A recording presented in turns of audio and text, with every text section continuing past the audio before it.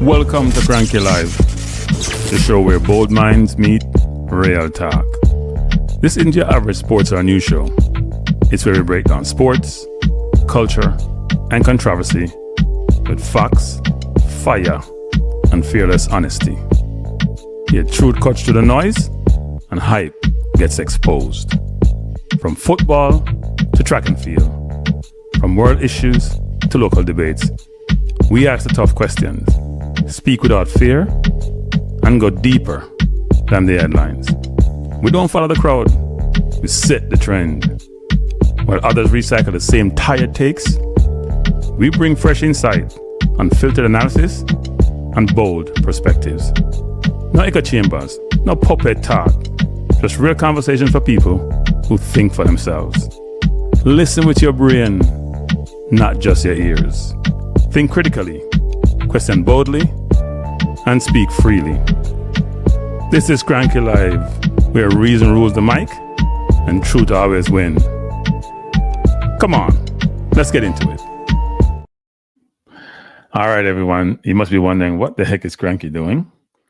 Have a 4.5-hour show today and now doing a watch-along in the 35th minute of the game. I don't know what to say. And there's a reason for my madness. How's everyone doing? It was a long show today. I thought I was done for the day. Yeah. It happens. See, I have a different background too. Can I use regular boy background for other CONCACAF games? But I see Haiti's down 2-0, which I find very interesting. The problem I have with Haiti, you can't be playing away from home and be this open, people. That doesn't make any sense. To me, they sort of have the better team, but they're not playing the better football. And the manager and coach have to take blame for how they're playing. You can't play that open. It's 2 counter-attacking goals that they gave up. Poor management. It's a good free kick saved by the keeper. People look at the stands for Honduras. See, they're trying to go ahead every single play. Look, it ends up being 2-2. If you're playing the way they're playing, Haiti's a better team to me. Very skillful team. But they're playing very loose. They're not playing very smart. And it's showing up in the game, actually. Haiti has a chance. Good head. Oh, no. He's got to try to bring it down.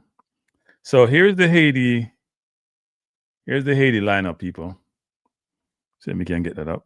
Because we're not really totally familiar with all these players, you know. Trying to get it wider, too wide. That's the Haiti lineup. They have a good team. They're playing a 4-4-2. It looks like they're playing a it doesn't look like 4-4-2. To me, they look like they're playing like a 4-4-2, the opposite direction.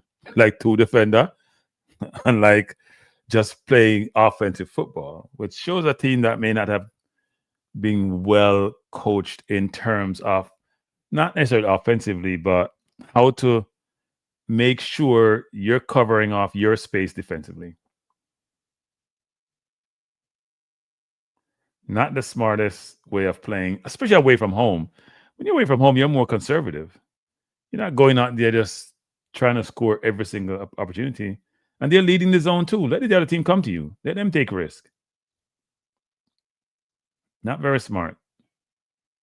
And the Honduras crowd, people, you see the people? Sellout stadium people. 30-something thousand sellout. I can't listen to the stream that they have because obviously I don't want to violate YouTube's policies, but I would hope the commentator would realize that it's not the smartest decision that they made. You know, the 2 goals that were scored. The last one was criminal. You have 1 defender back. Then you had 2 defenders back against 1 forward, and he still was able to score. It was 1-on-1. Another one came up, and the keeper didn't cover himself with glory. Hey, Owen, how are you doing? Good night. So here's why I'm on, people. And it's something you can follow advice. My young nephew, who is my social media guide, so he tell me, you need to do this. He didn't tell me, oh, you should have a stream, uncle. I was like, no, I'm not doing any stream now. I just did a 4-hour stream. Not happening. And he's like, I'm telling you, that's not how you grow your channel. And I said, fine. Uh-oh, Honduras coming forward again. Good shot. Almost scored, actually. Good shot by Dave. Oh, again. Another goal. That's 3. Haiti is all over the place defensively. Oh, my Lord. They look clueless. What's the 50 plus 20, 70? Oh, no, and you said that yesterday, too. That's 3-0, people, in the first half. Yeah, they look horrible. They're out of sync. So my nephew said, my nephew and I are supposed to be working out, right? We're going to create this workout program. He's getting cut, and I'm far from being cut. I'm more like a hut, and he's cut, whatever you want to call it. Try to say something that rhymes. And he said, have a problem. And then he told me, oh, I'm going to the gym. And I'm like, what the hell? I would have gone to the gym too. Because I haven't been to the gym in 2 weeks. I don't know what the defender was doing. You have to stop the ball. Your club is 50 and you join at 20. No. That's not how it is. Change those numbers. How do you give up 3-0 in the first half of a game, people? Look like Jamaica yesterday. I guess playing away from, but you see, people, when we play away from home, when we play at home, we don't have a home field advantage. The Costa Rican field looks better, actually. It looks better than ours. It's a better surface than ours. We gotta do something at National Stadium. I don't know why we're refurbishing a stadium versus creating a new stadium. It doesn't make any sense to me.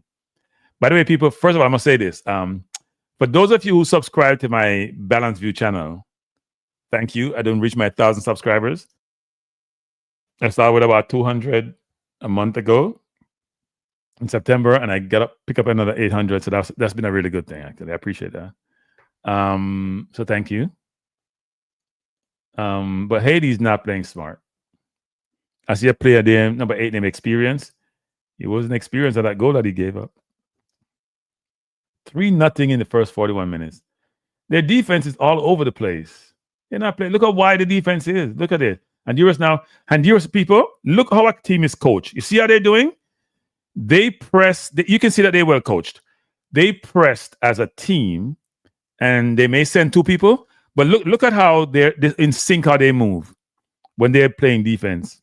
Because they haven't given up a lot of goals so far. Look how they move in sequence, people.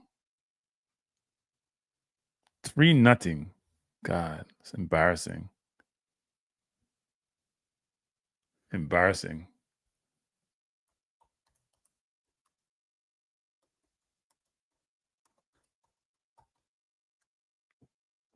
Here comes Honduras again. That should have been a yellow card, against Haiti. It should have been.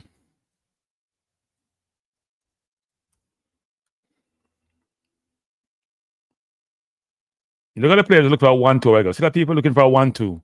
We don't play 1-2. I know Haiti making them look good. Haiti just messing up. Haiti's messing up. They're making them look good. You see me looking down to the side because I'm not watching my TVs up here. It's much bigger. It's a better picture on my iPad, so I use my iPad.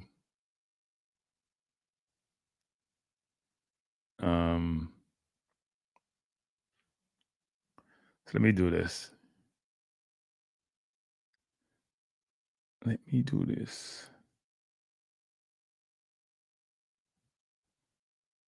So this is the standings, as you can see here. Bring this in. Haiti was leading the group. They should have refreshed this. They didn't refresh it. Haiti's no longer leading the group. Honduras is with 8 points. Haiti has 5. Let me try to get a more updated. Or is it down here? Hold up. No, that's the third final round. Hey, Honduras now leading the group, given the score here. So they got Costa Rica played Nicaragua tonight. Honduras can win this thing, people. After tonight, they'll have 2 more games remaining. It's going to be tight in these zones. I'm sure Costa Rica was thinking it was butter. Or so did Haiti. Yeah. Now, Haiti not playing smart defensive. They're playing really poorly. Look at that header. Was a little bit lower, they probably have scored. It's not a good thing by Haiti. Haiti not playing smart. Not playing smart at all. Not playing smart.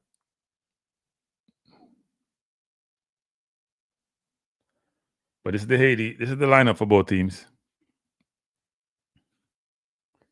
See the 1-2 people? See that 1-2? We don't play 1-2. That's what I was talking about today with Cephas. Who's that quick? We don't play 1-2. Just look at an easy 1-2 a while ago between the midfielder and experience and in the offense. That midfielder playing the ball to him. We don't play 1-2. If you have somebody as fast as Cephas, you should be playing 1-2 all night. Defense come to you, you play it and run behind him. We don't do that. We don't do that. Is that the case? I didn't know that. Oh, that's a poor pass. Trying to be cute with you outside of your foot, inside of your foot. That outside of your foot, I mean, that doesn't good. Best of float management. How you doing? Don't know. Haiti drank some bad juice. Somebody will be them. What you call it in Haiti? What you call it in French? Voodoo. Somebody voodoo them. It's really embarrassing the way they're playing.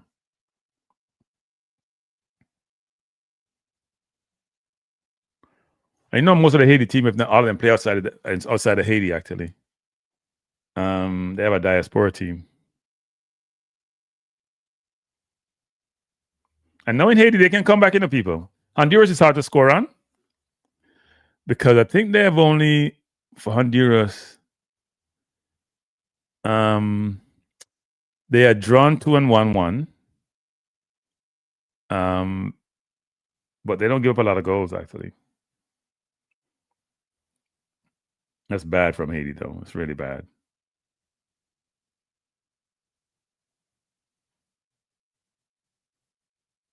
Look how they just stopped a while ago. The game stopped and then they stopped. Crazy.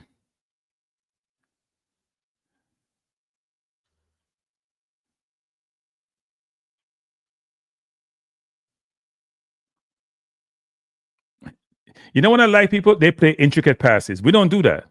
You see a while ago that pass that he made? He could have made a simple pass out wide. They play intricate passes, and we don't seem to have that in our repertoire. We're just like plain bland football team. That's why I say Haiti's not out of this game, even though it's 3. But the way they're going, it may be 4 right now. They ain't defending at all. What are they doing?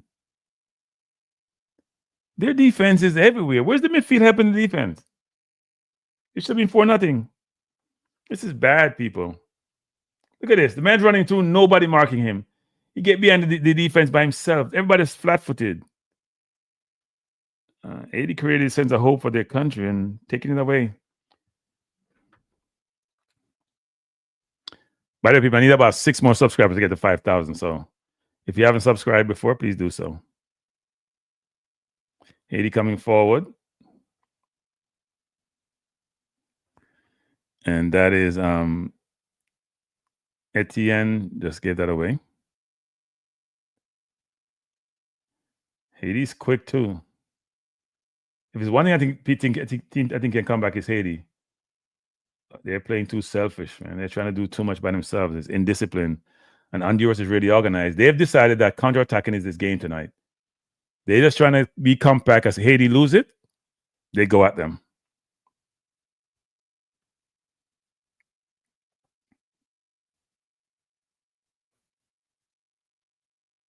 All they have to do is manage the game. Honduras just have to manage the game. There's a big gap between Haiti's midfield and their defense. Too much of a big of a gap. They're very confident players, people. Look how much time you can turn the ball, but they touch the ball too much sometimes. Sometimes you don't need so many touches. They're very skillful and they're very quick and they're very athletic. And they're very comfortable on the ball. Something we lack in Jamaica in terms of comfort on the ball.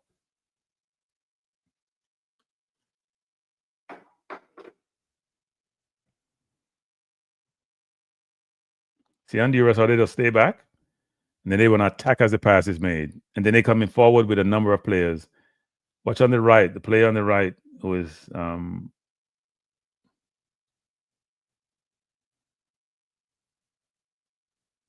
That's a foul.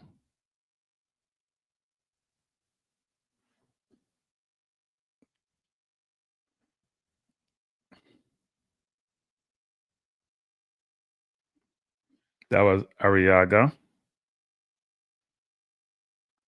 number 5. If you just join the stream, we're watching the CONCACAF World Cup qualifier between Haiti and Honduras, playing in Honduras. Honduras leading by 3-0. Yes, the same Haiti team that destroyed Nicaragua, that drew 3-all with Costa Rica in Costa Rica. Not doing so well tonight. And goal difference may matter.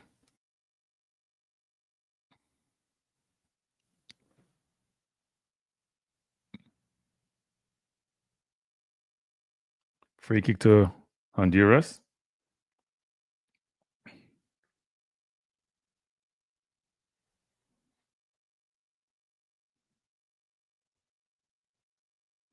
It's a poor free kick.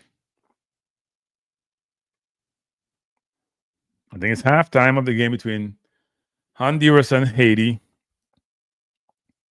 Honduras didn't turn up. I don't know what happened. They didn't turn up. They didn't turn up tonight. I mean, sorry, Haiti didn't turn up. I'm talking about Honduras didn't turn up. Halftime is 3-0. All the goals they gave up were just really, really bad, actually. Really, really bad. That's beyond poor. Beyond poor. Unbelievable. So now Honduras leading that zone. I'm trying to look up, actually. I had it earlier. I can't find it now. The actual standings. The standings I have earlier wasn't reflective of the true standing. And if you look at this stat, Haiti has, let me put that up.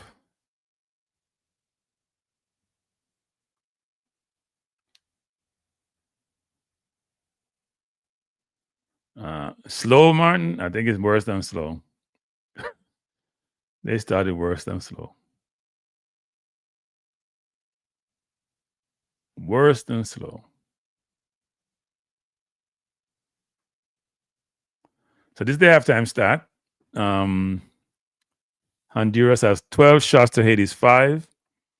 5 on target to Haiti's 1. But Haiti has more possession, which is interesting. They're destroying the possession narrative. 55% possession to 45%. Look at Haiti number of passes, 198 to 163. Their passing accuracy is good. They have less fouls, less corners. And here's the standing.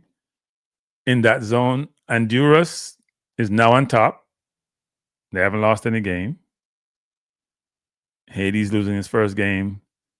The only team that has lost games in this zone so far is Nicaragua. But Haiti must be on the way to their first loss. So Honduras will be leading with 8 points. And they also have the better goal difference. So this game is really helping them. If they draw with Costa Rica and then win the others, they're in a good spot. Bless up Martin Baker. One says, Haiti used to be like this. Play some football, but give away goals with poor defending. Yeah, they're very indisciplined, actually. Yeah, we got a group from Ja, as some people would say. We're not taking advantage of it. Yeah, their defenders are it's not just the defenders, it's the team. Because when you have a set piece, people, I always say this, make sure you're balanced because the other team is facing the opposite direction. So if you lose the ball and you have to try to turn and they're running full stream ahead, it's a problem. The goals Haiti give up were criminal. The left back, that man should not be running by the left back the way he did. Left back wasn't even trying. Even the last goal, the player came in, up, just put the ball out and he's trying to control the ball. Just boot the ball out of bounds. Just kick the ball away. You get there before him. Hello. Yeah, man, Kranky, big up. Me I call him about that Haiti match. Okay. Because I watch the match from the start, And me have a question, Kranky. Is it that thing? Me don't know if is it a thing that some coach instruct them team to start off that slow or something, like for sit back. No, I think when you're playing away from home, you want to be conservative, right? Yes. But there's a difference between conservative and being clueless. Mm-hmm. And I'm not sure it was just conservative. It's just sport defending. It's sport defending. I mean, sport defending. I mean, the first goal was criminal. The second goal, look at the second goal. Everybody running towards the ball. The man runs straight down the middle, and nobody's there beside him. Where's the CDM and the 2 center half? That's crazy. Yeah. I can't agree with the poor defending because even the third goal, I worse one out of them. The 2 ball of them, 80 ball of the number 10, they and those, it's like 2 of them I say one and come for the ball and then the Honduras man more active and him just... Yeah, but the man going towards the ball and want to go for the last goal, just throw the ball out of bounds now. You give it a corner. Don't be cute. Bro, Kranky, that I want me to see that say just throw the ball, kick with the ball or something, go for a throw. Because the keeper must feel that way. If me are the keeper, me bex in the man. If me are the keeper, then me bex. Because the keeper do a good save. All the defender need to do a throw the ball. Yep. But one thing, the possession, it really can them come back in the game, you know. But as I say, Kranky are just poor defending. And me not like Kranky, Honduras defense. It look like a really brickwork. Me the commentator so them not concede no goal. Yeah, Honduras defense. But you know why? Because they're playing counter-attacking football. But their counter-attacking football is effective because when they go forward, they're dealing with speed and precision. Yes, and they work to the midfield, Kranky. Yeah. Well, when we are saying we're not playing a counter-attacking football. And what we are doing, I really kick on. I don't know Jamaica, right? But then we have to go back to Jamaica. I really long ball football we play then. Because for them, counter-attacking football is totally different. The man them play through the lines, the 3 lines, the man them play through the wing, and the man them make couple pass through the midfield. With a counter-attacking football. So we just keep balling for true. As Jamaica, we just keep balling. Well, if you notice in the game, actually, Haiti's playing 1-2 football, right? Which is what I mentioned before. Yes. The wall pass. We don't do that like with Cephas, who's supposed to be quick. So you want that wall pass with that player, right? We don't do that. We don't play 1-2 instead of defense. So let me say that pass, Kranky.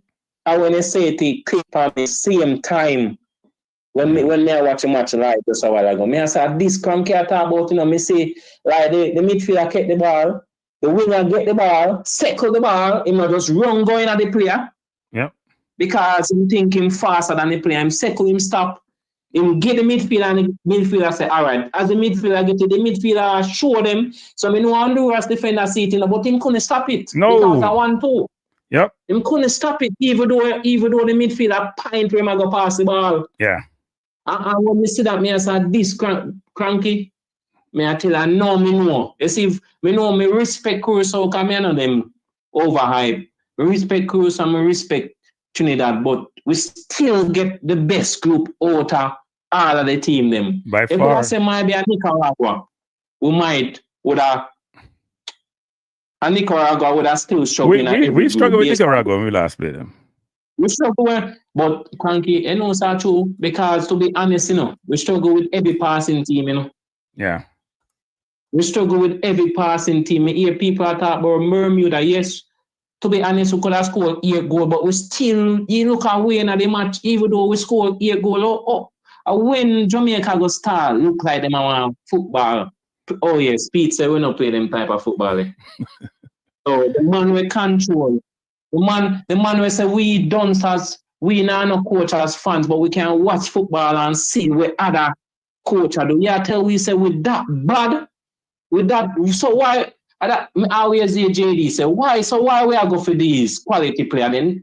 Better them use locals than where everybody are talking about. Kind of make no sense, you know, Kranky.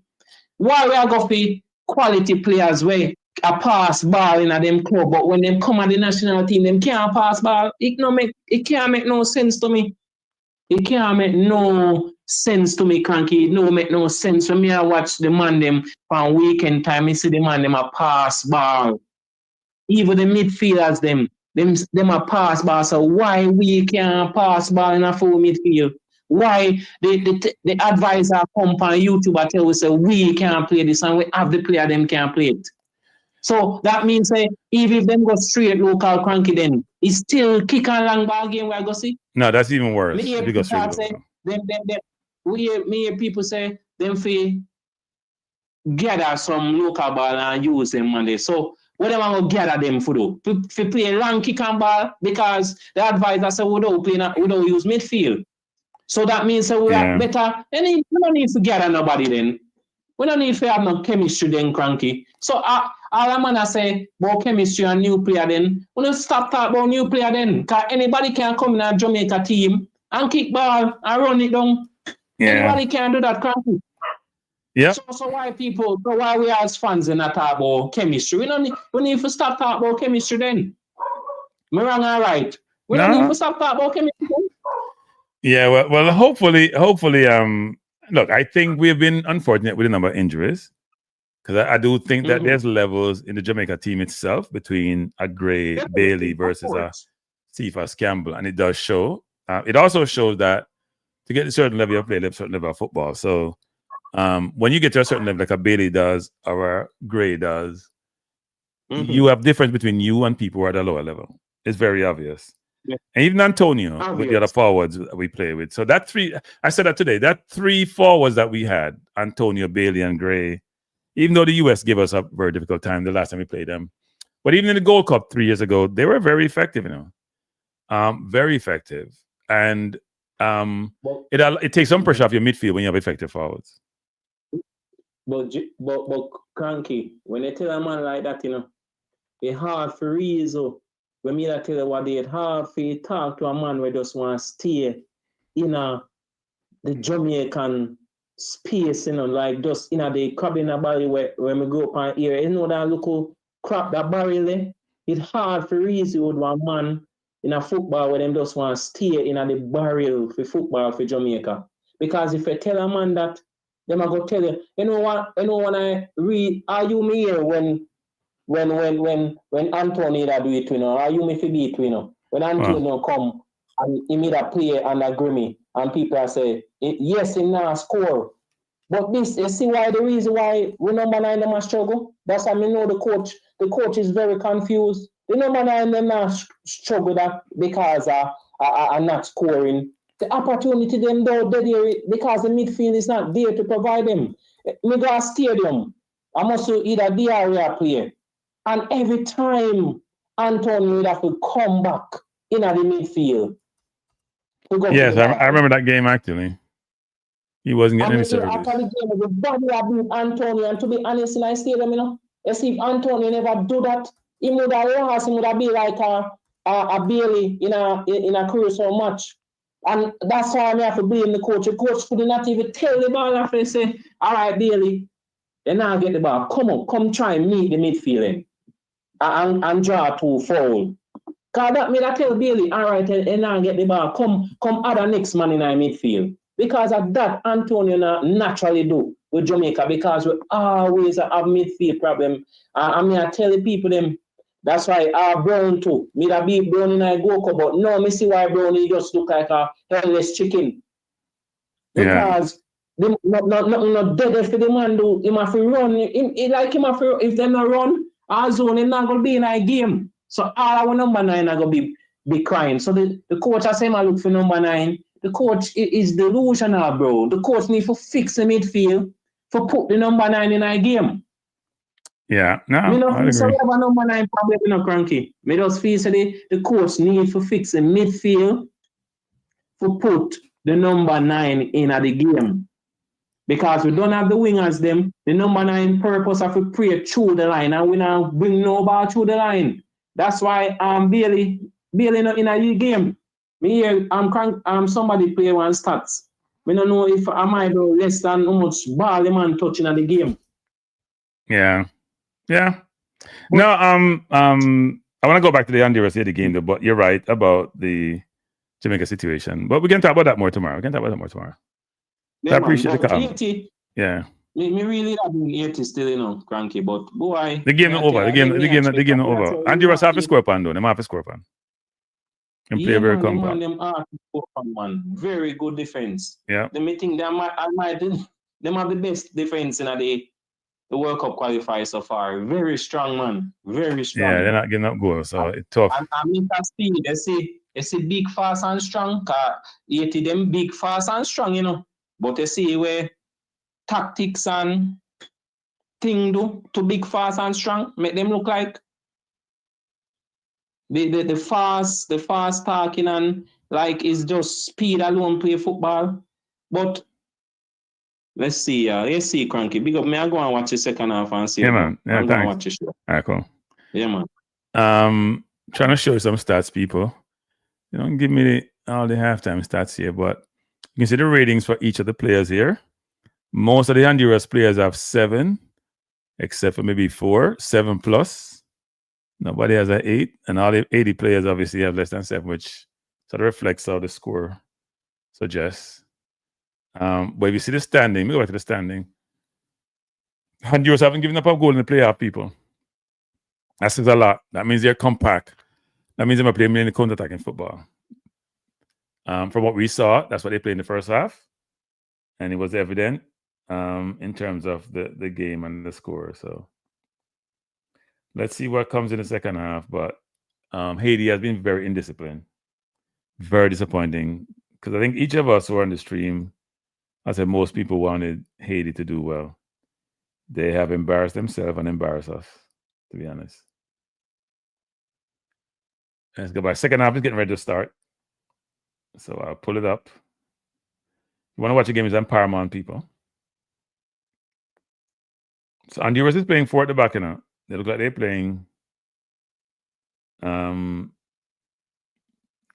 have a 4-2-4, you know. A 4-2-4 them are playing, but it's mixed in terms of everybody play defense in a sense. But a 4-2-4 them have formation them have.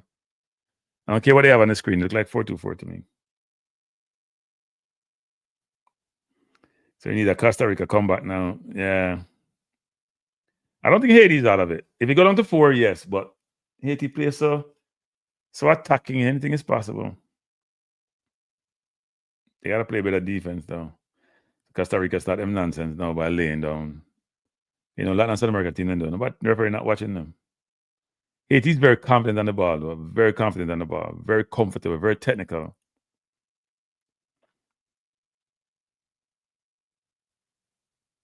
And Honduras press, really smart pressing. Really smart pressing. I think Haiti has to let the ball do the work, though. Don't try to dribble through the press.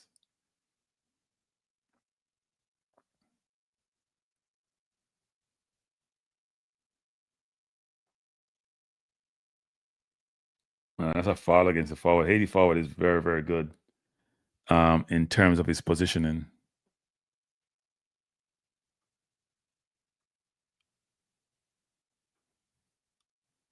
Very good in terms of his positioning.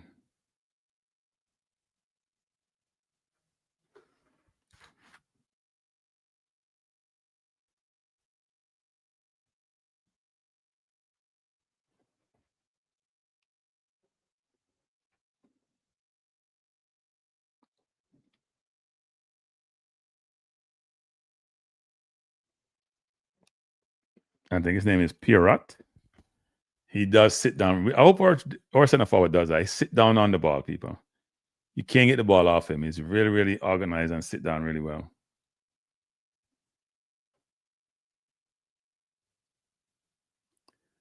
BM said, Honduras is showing that team can be technically good, score goals, and have a good defense. Yes, they are.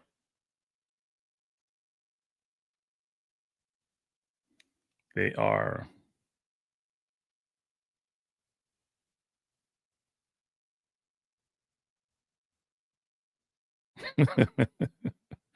Yeah, the defense has been atrocious. It's true. It's been bad. I think the thing about Honduras, they're also working for the cause too. They're putting in the shift. And you also get more energy when you're at home, right? Especially if you're a good crowd like they do tonight.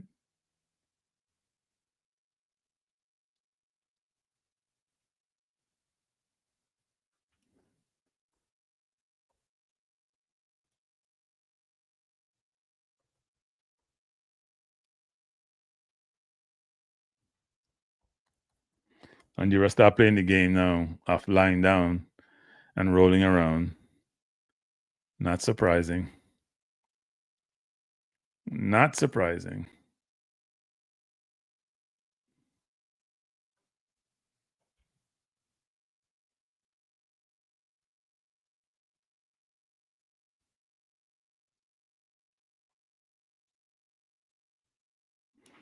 Because Honduras drew with Costa Rica, but it was in Honduras though. So they beat Nicaragua 2-0. They drew with Costa Rica. Let's see what else they did. They drew with Haiti, so that's away. So they're in a good slot, actually. They got to play Costa Rica away, which is going to be tough for them.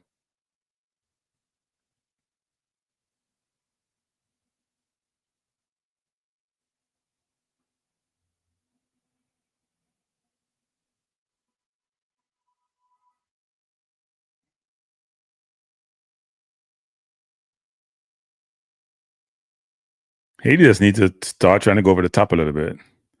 They're trying to play through too much. Sometimes that doesn't work. You can't always play your way through. You got to go over the top sometimes.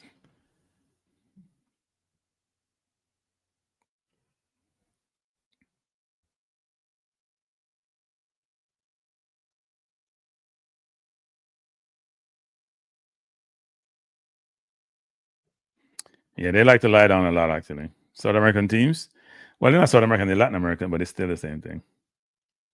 The concept is the same. Possession football and fake injury. The feed is not as good as it looks, actually.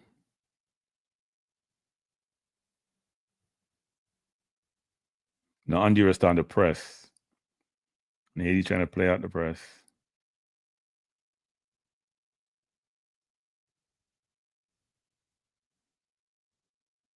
Haiti trying to come forward. That's a foul, referee, no? Yep. That's a foul. Foul against Bellegarde.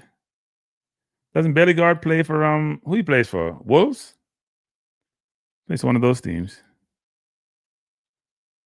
It's Haiti coming forward again. Good cross into the box, headed out.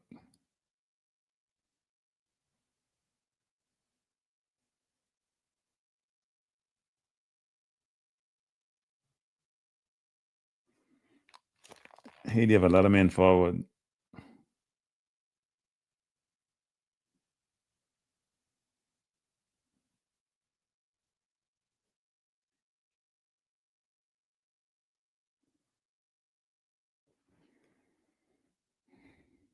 Oh, okay. Yeah, he's a good player too, actually. He's a very good player. Yeah, and I think they just brought in one from Brighton also.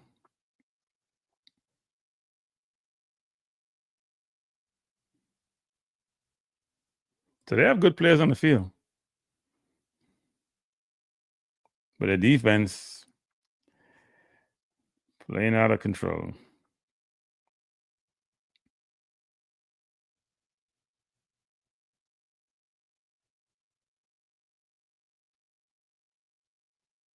They play the ball around nice enough, people.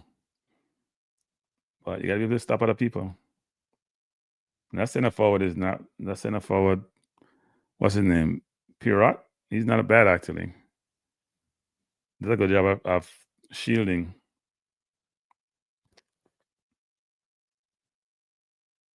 Look how confident midfield are, people.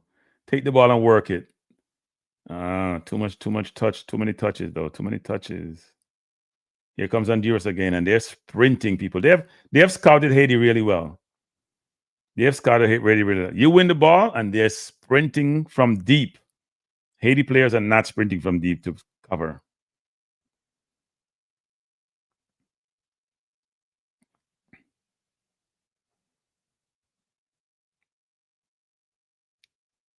Is that a corner to Honduras?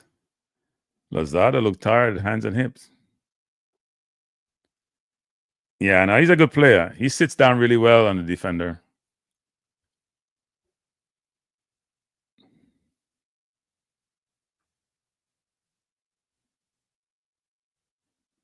This could be dangerous again because Haiti doesn't mark anybody.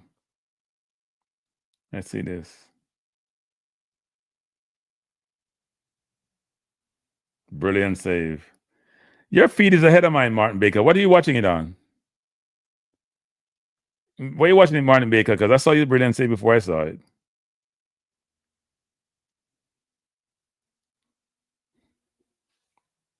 That was a brilliant. So I'm saying they're not defending people. Look at this. Man go to far post. The other person go to near post. The man is on the line doing nothing. I mean, I don't understand what they're doing. They're not defending.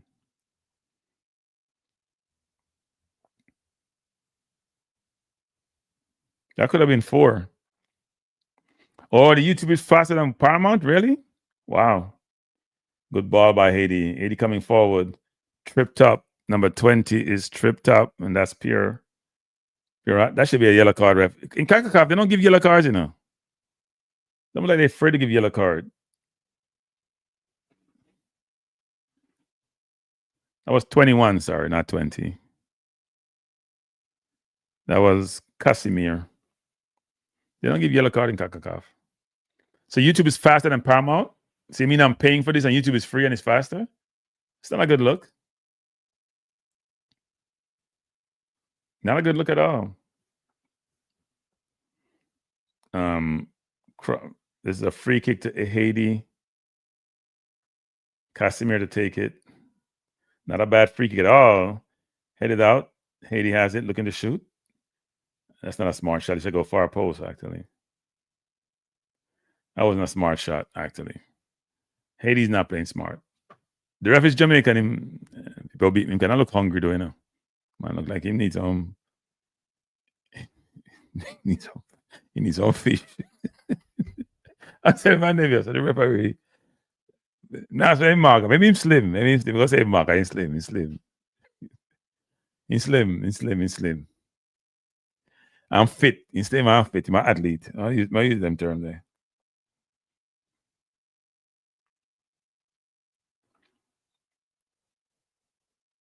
So we're in the 55th minute of the game between Honduras and Haiti.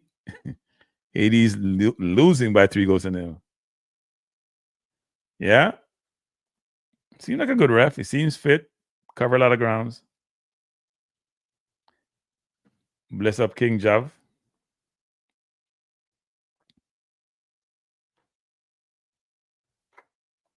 And never tell me I should cover up all these games. I trying to ask him, he doesn't think I'm Superman. Cover so many games and do so many other things that I want to do. Can't be bored sports alone. I was watching my Knicks play, but they're using their second team. So I said, yeah, watch on second team play.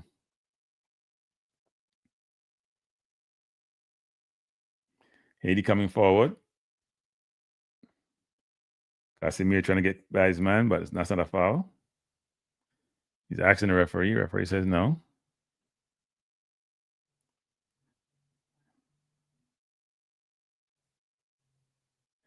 They need to score quickly. They can't play this game this way. They need to score. And they can't give up any more goals. The goal difference is going to matter eventually in this.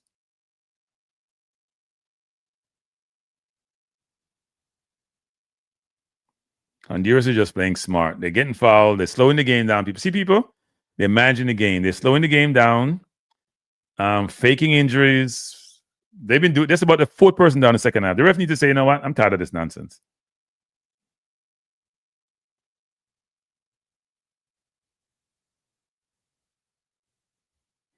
Let's see what happened. Kick it on the ground. He's trying to kick out the ball. The man hold the ball. You can't hold the ball. You know it's a foul. The referees gave him a yellow card. Casimir a yellow card. So Honduras is not playing the game.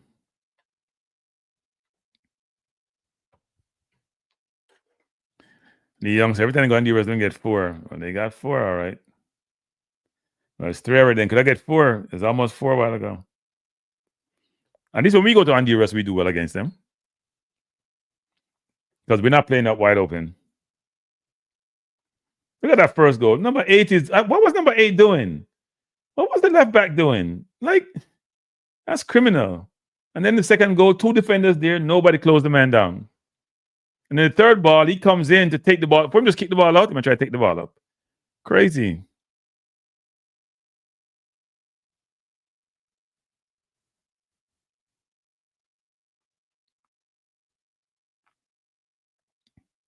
Haiti trying to come forward. Honduras closing down really well. Guess playing at home give energy.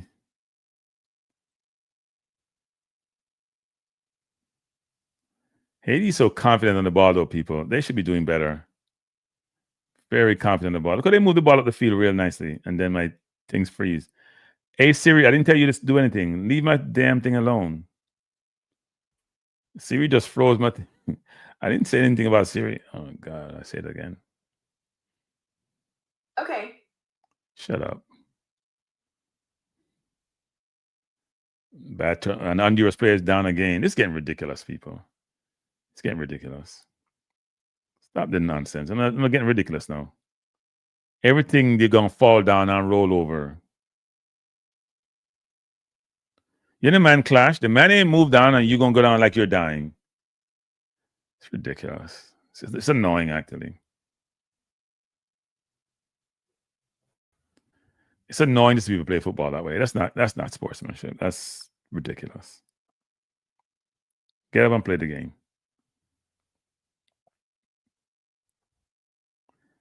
Haiti needs to score a couple goals. That should be a foul referee. He can't push his studs like that. Haiti coming forward. I'll play the Casimir. He turns it over. That's not a good pass.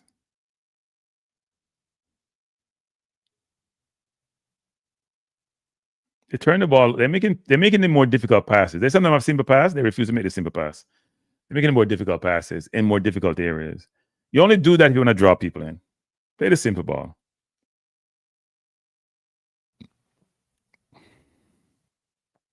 Oh, those are brilliant stats. Those are brilliant stats. They have a good team and good players. Haiti coming forward again.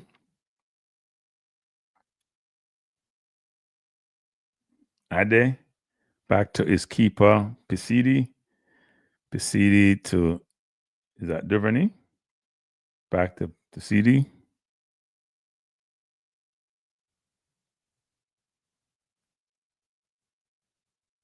And trying to go over the top. Trying to find that Casimir one-on-one with his man. Go inside. He has a pass to make him. What is he doing? What kind of pass was that? He had a man right inside of him and he just kicked the ball to nobody. That was Gene Jacks. He just had the ball right there to make a simple pass, and they're over-elaborating on their plays. They're not serious. They're trying to be too elaborate. He had a simple roll to just lay the ball inside. I have no idea what he did a while ago. Then he has to be chasing back.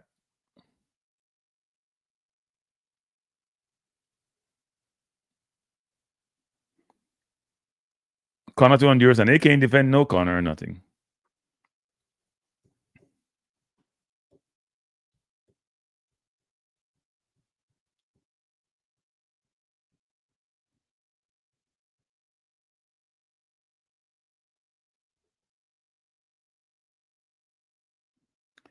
It's going to be a left foot in swinging corner. Dangerous corner. Keeper should get this. Barely touched it. Throw into Honduras. We're in the 62nd minute. Honduras. Haiti made a change. Number 9. Nazan is out. And number 15 is in.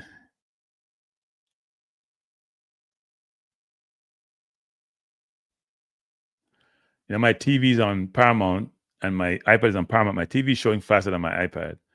I wonder what that's about. But I'm not watching the TV. Too far away. Haiti coming forward again. Tripped up from behind. That should be a yellow card referee. Why is that not a yellow card referee? That's deliberate. He did that. Honduras playing games, people. Come on, referee. The Jamaica referee, that's poor refereeing. He tripped him from behind and pretended like he ran into him. That's a yellow card. In anybody's book. Anytime. Look at that. You deliberate trip and you don't give a yellow card? That's ridiculous. Who was telling me this referee so great? That's nonsense. Good play by referee to Entet. Ball crossed back, but poor. Here come Honduras again. They're sprinting people like they're live defend on it. I would just clean up everybody on the sideline, defender. Good play. Brilliant turn. Brilliant turn. And he makes us not the best pass inside.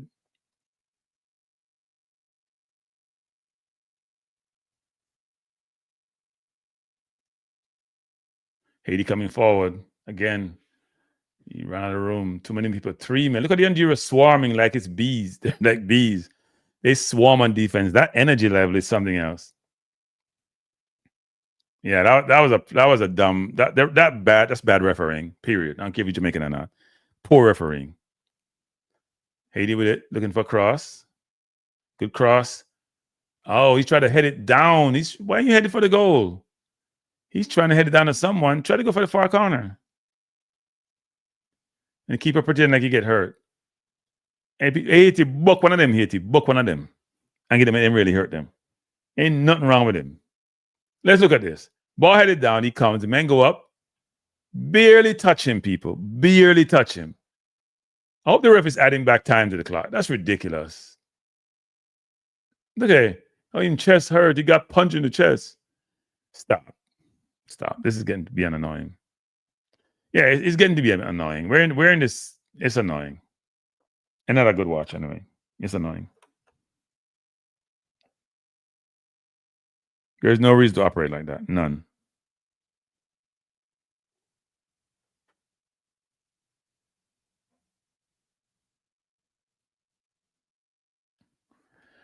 So we're in the 65th minute. Honduras versus Haiti. Honduras still leading by 3-0. Let's hope by this time tomorrow Jamaica is leading by the same score or more. Gotta pile up those goals. The next round, Jamaica is tough. You know what's funny about the next round, people? The next round, both of these teams, Curacao. So next round, Curacao plays us and Trinidad, and we play Trinidad and Curacao. They both get to play Bermuda, so they can bank on their 3 points. We are going to play Bermuda twice after 2 rounds. So the points we're going to have are going to be overstated. It's not a good look. I'm not 5K yet. I'm trying to get to 5K. Did I get 5K yet? Unless somebody subscribed tonight. Let me check. No, I'm not 5K yet. I'm 8 away from 5K, aren't I?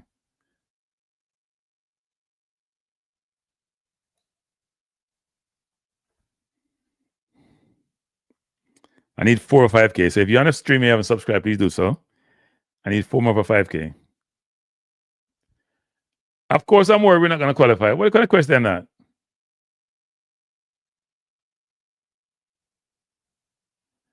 Huh? What do you mean if I'm worried? Yeah, Martin Baker, I'm working to get that 5K. I've got 1,000 on my Balance View channel, so I'm going to stop. Well, I shouldn't say it too loud. I'm going to transfer my sports to this channel and then do social on Balance View at some point. Not yet. Maybe after the World Cup qualifiers are over. I stopped doing it on 2 channels. Today I was gonna do a response to Van's thing with Ted Stephanopoulos, and I decided to do Jamaica, and I think it was better doing Jamaica thing because I got quite a bit of subscribers today. I think the ref is talking to both captains and saying, cut out the nonsense. They're getting ridiculous now. Well, my TV is much faster than my iPad. I wonder why. You know what? Must start with my iPad feed, people. I don't understand. My TV is much faster than my iPad. It's ridiculous. Like, it must be at least 20 seconds ahead of my iPad. Let me go for Paramount. Much start over the stream, because it make no sense. They're both streaming. All right, let's see where let's see how close they are.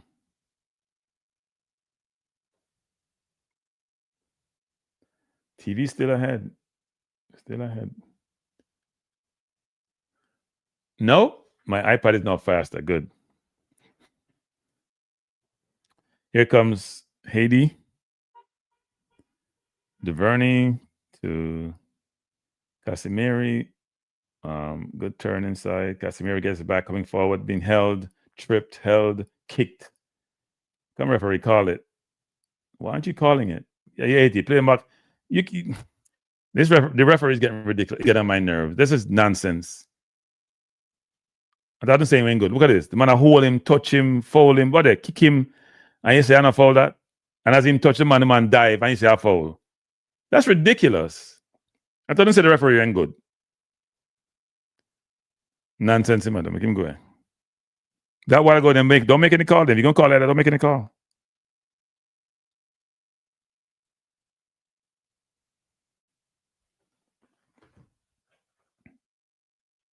Haiti coming forward.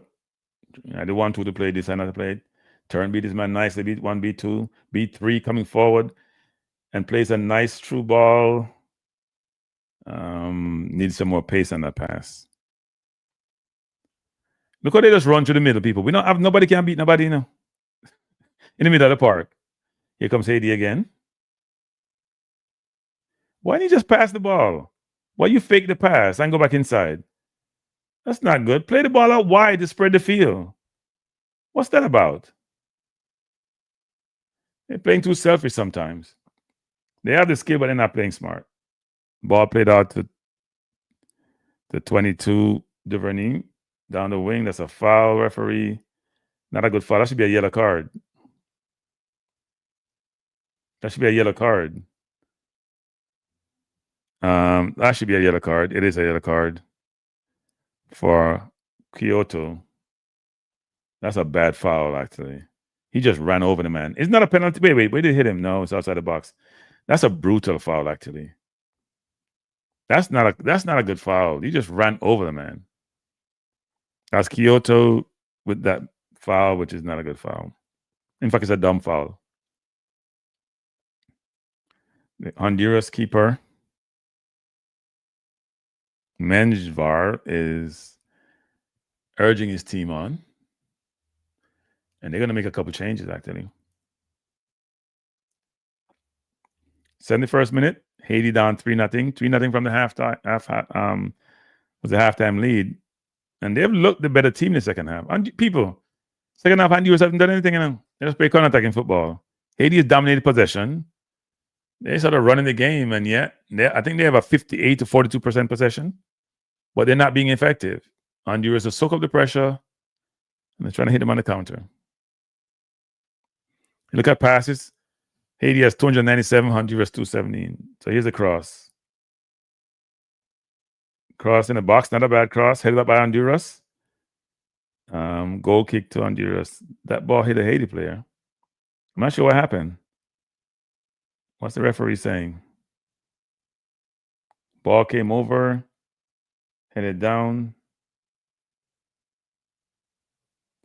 Did the player get fouled because he's hand up on the ground? No, I guess he didn't. Another Honduras player down. This is getting ridiculous, people. Getting ridiculous. Let's see what happened. Oh, the Haiti player faking. He pushed him, but he's faking. Man barely pushed him, and he's rolling over like a little, you know what? Nonsense. There's VAR nowadays, people. You can't fake those things. Get no better. Well, I hope the referee is taking, because to me, that's like 7-8 minutes already of time that they have wasted. See, somebody not holding his hamstring. It's not his nose, it's his eye. It's not his eyes, eyelash. Yeah. No, I'm saying Haiti has been dominating possession from the game started. It's not now. At halftime, they were leading by about 8 or 9% more than Honduras in possession. But Honduras is not necessarily better. They're not a better team. Haiti just don't play smarter. The defense just was woeful tonight. And they don't look like scoring. Every time Honduras come forward, they look like scoring. 73rd minute, Honduras still up and coming forward again. Going to slow the game down. Good pass inside. They just play the ball back. And trying to switch the wing. Really good play. Really good play by Honduras. They're playing smart football.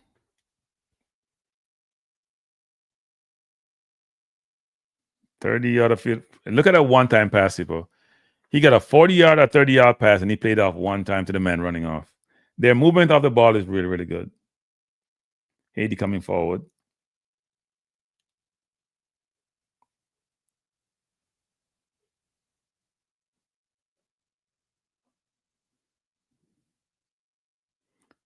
Good move by the Haitian cross in the box. Played out. Yeah, those crosses have to find them, man. It's just aimless cross. Honduras is going to sit back and try to counter again.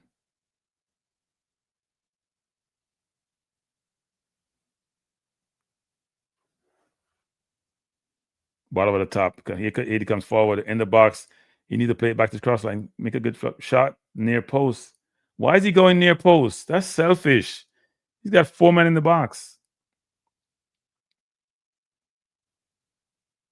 Haiti plays. Honduras making 2 changes. Number 19, Pineda, and number 4, Vega are coming on, and number 7, Pinto. So they're making 3 changes. It looks like they're making 3 changes. They're probably getting a little bit tired because they're working hard defensively. So number 6 is out. Or is it number 9? I don't see a 6 on the field. It is 6. I don't see a 6.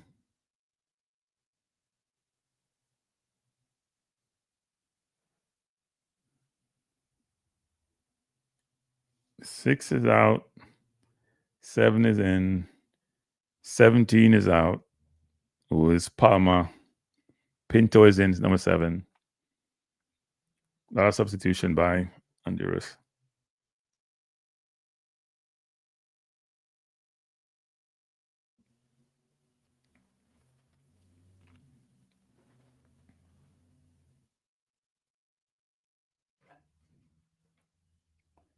Cephas. Cephas is Jamaica star baller. You know, your Maverick talk about Cephas.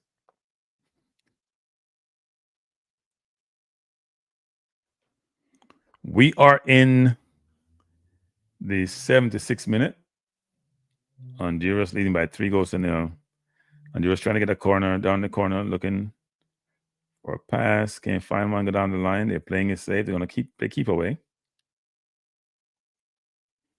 Honduras moving really well, though. Haiti trying to chase them, and they're just moving the ball.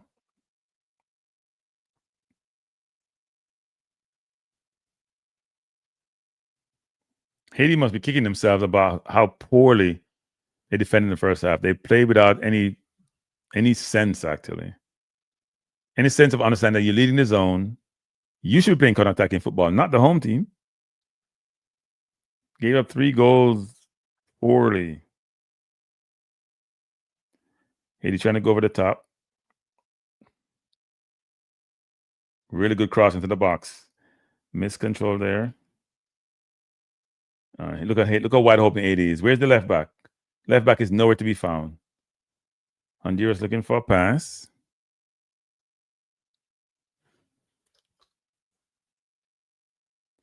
So what Honduras does is keep a couple of people upfield.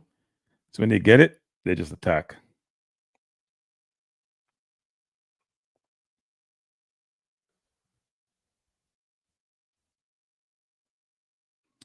Yeah, I think we'll score 5 tomorrow against Bermuda.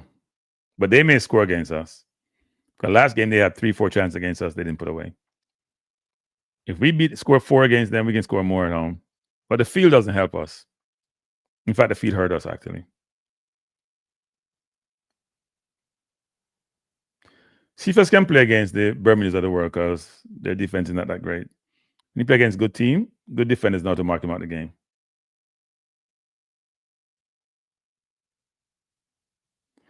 The Haiti players are trying to do too much. They play selfish. Sometimes they have a simple pass and they make the most difficult play. Here's Haiti coming forward. He should pass the ball a long time. He's waiting too long. Man is in on goal. He has a clear chance. Oh, took too long to pass the ball to him. All day. The man is wide open. And he's there sitting on the ball and had to look at this. He has to pass a long time. Took too long to get it. He tried to cross it and couldn't get into a target. Take too long to pass the ball. That's what Honduras doesn't do. They try to exploit the right and left back and play over the top. That ball was trying to find Pinto, but couldn't do so.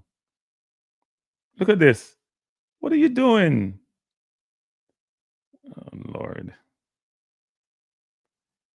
Haiti just trying to cause themselves more problems. Here come Honduras in the box. Turnover.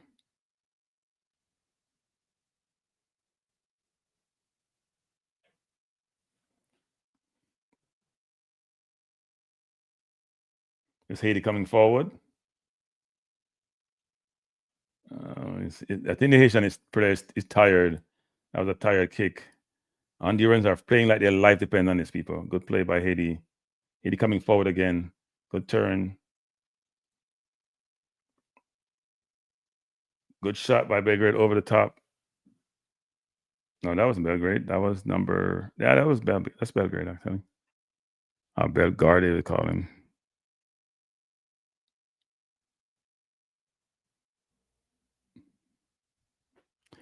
Yeah, they have very good players, but it shows you organization and mental acuity are components you do need to have to play this game at a high level. They ain't showing none of that. They just can play football. They have good ability, but man, here come Honduras again, coming forward. You got enough men back, but they're not organized. They're all over the place. Nobody's in the zone where the opponents are. They have players back. They're trying to take him in the box. That's Pinto looking for a pass. See Honduras trying to use the clock. Honduras has set them up really well. Themselves up really well for these qualifiers. Haiti coming forward.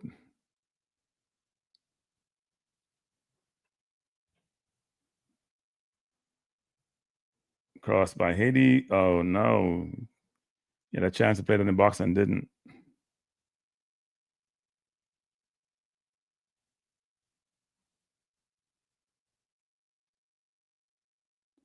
Honduras anticipating well. Haiti coming forward. Great shot. Oh, just outside. Brilliant shot. Just missing the far post. That was a really good shot, actually. And the keeper is now saying he's hurt again. I think he's asking for a change. Another change by Honduras.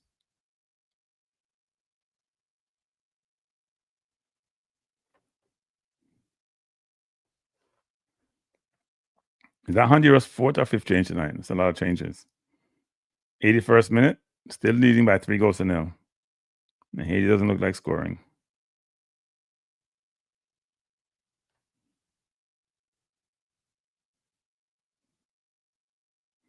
That was a really good shot, actually. That was not far away. Not far away at all. So Romel Kyoto off. Here comes Haiti again. Just a bad touch. How I got that he did.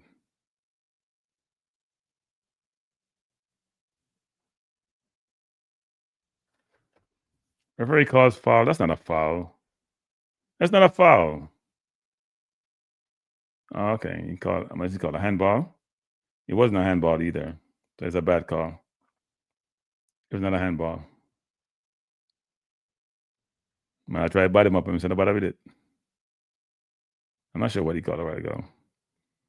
Honduras slowing the game down. Really good play. Oh, Lord.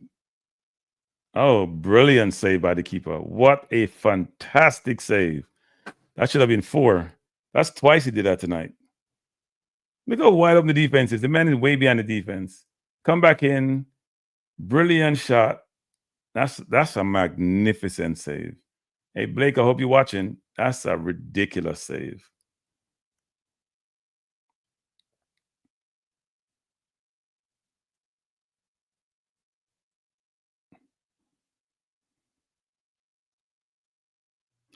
Yeah, Jamaica vibes. It looks that way there. Man, open again. Haiti can't defend the people. He can't defend himself. See, I see them leading Costa Rica 3-2 in Costa Rica and gave a ways ago. But look at this. Nobody marking the man. Nobody pressuring him. Crazy. Yeah, Jamaica vibes. My last stream for the day, though. I may go to the gym after this, though. Let's see what happens. You know, I'm kind of feel tired, though, if I go to the gym tonight. Go early in the morning.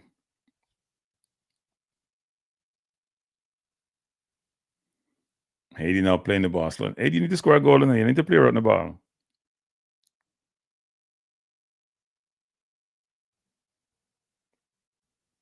Good cross by Haiti.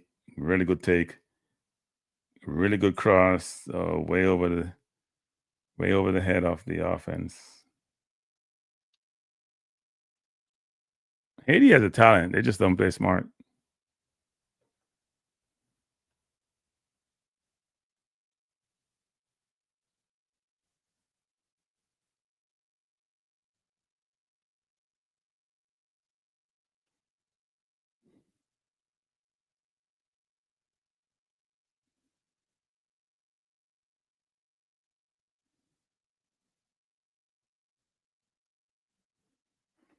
So Bellegarde is off and Louis Sicios is on.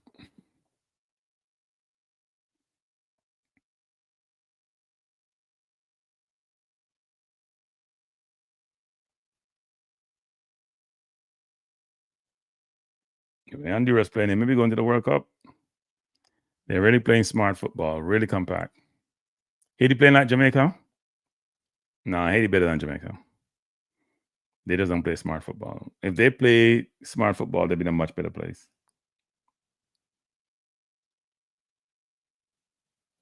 You play wide open. I don't know if that's the coach or the players, but wide open.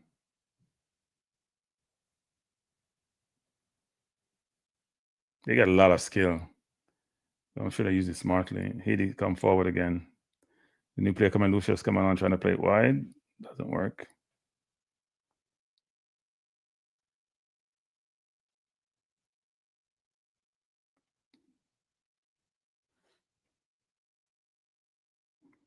Just join us. We're in the 86th minute in the watch along between Haiti and Honduras. And Honduras leading shockingly by 3-0.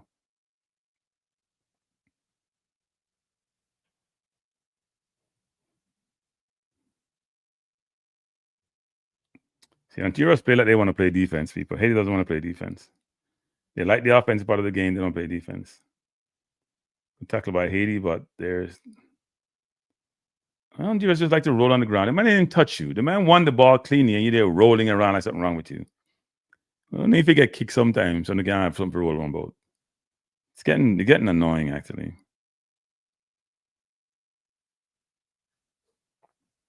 So they're taking out their leading goal scorer and put on another player, maybe trying to slow down.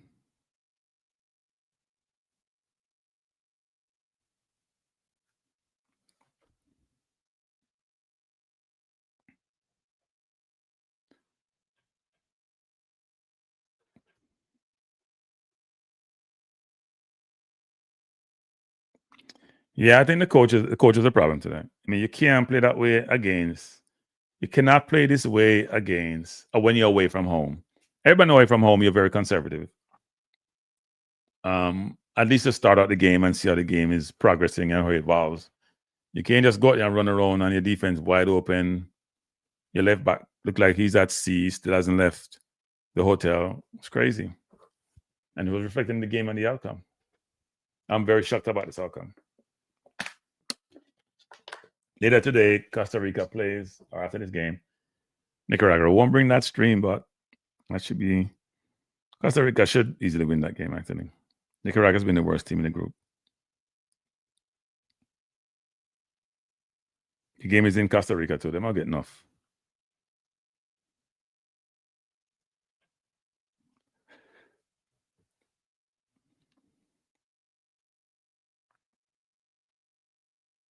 Corner to Honduras, and they're going to take their time and milk it.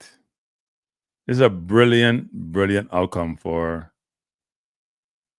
Honduras. They must be on the moon.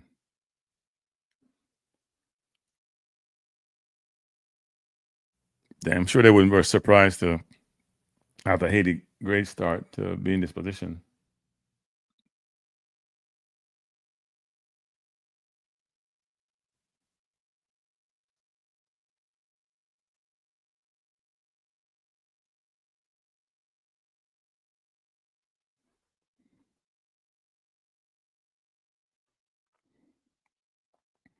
Haiti coming forward.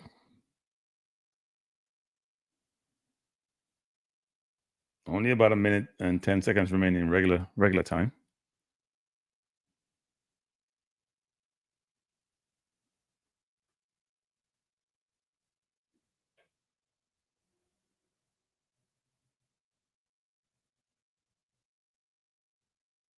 He has the ball to play wide and he's turning around like he's a gig or something. He goes inside there. Play the ball out wide. Haiti coming forward again. Cross to the far post. Not a bad cross, actually. The man was flat-footed on the right.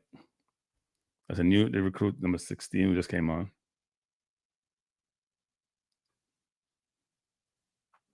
They ain't no 1-1 draw tomorrow. Jamaica going to win by 5-1. That's my prediction tomorrow. 5-1 them I get. Jamaica hungry tomorrow. Now we have Hayden back too, run the midfield. No, draw thing not gone.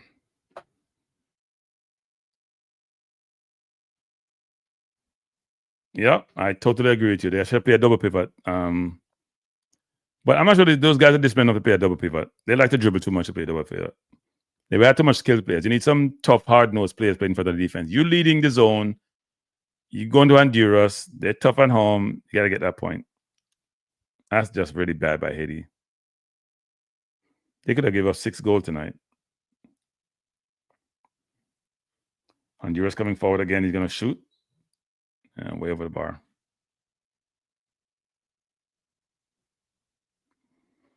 No, I mean, you're right. They should play a double pivot. And they probably should play 3 across, actually. But play a double pivot with a hybrid 10 and then play a 3 up front. That's what they should have done.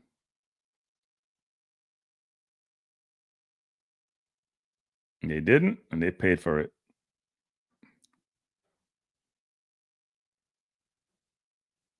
And Honduras not giving up goals, people. They haven't given up a goal so far in the competition. And tonight is no different.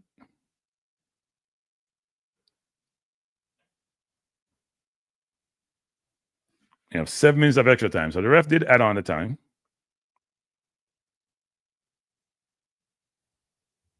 That was not a foul.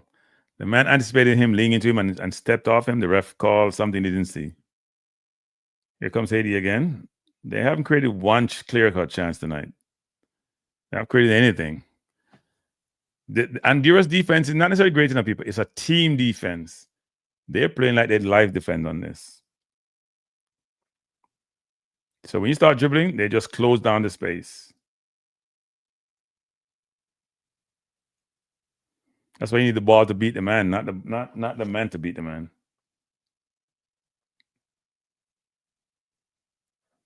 I think this is going to be a 3-0 game.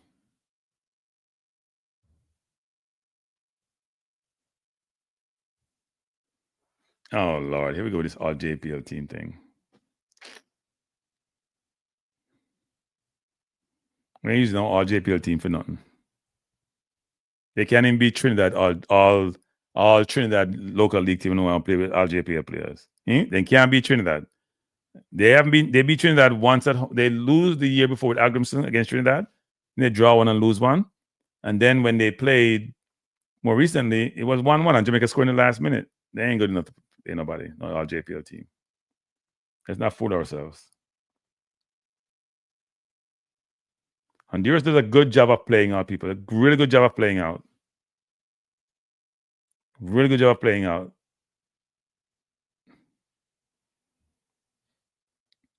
And I've managed the clock also.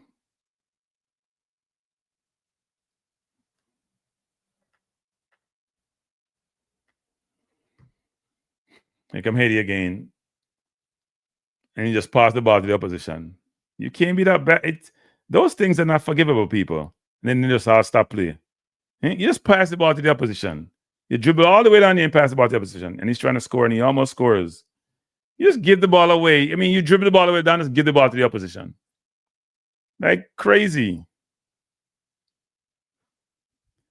Yeah, they're very good defensively. Good defense sometimes about energy and about hard work. And they're organized, they work hard. If you beat one, there's two in front of you. Haiti coming forward. Ain't gonna do nothing with it though. He's beating 4 men in the box. Good shot. Good play by the Haitian. Had about 4 men around him and still get around him and took a good shot. Haiti has the talent. They just don't have the brain.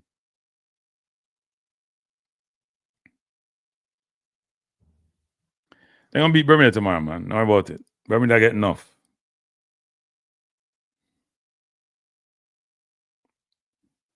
We beat them 4 at their place. So if we can't beat them tomorrow, we should start playing football. Even though they did score 2 against Curacao, and Curacao was under pressure.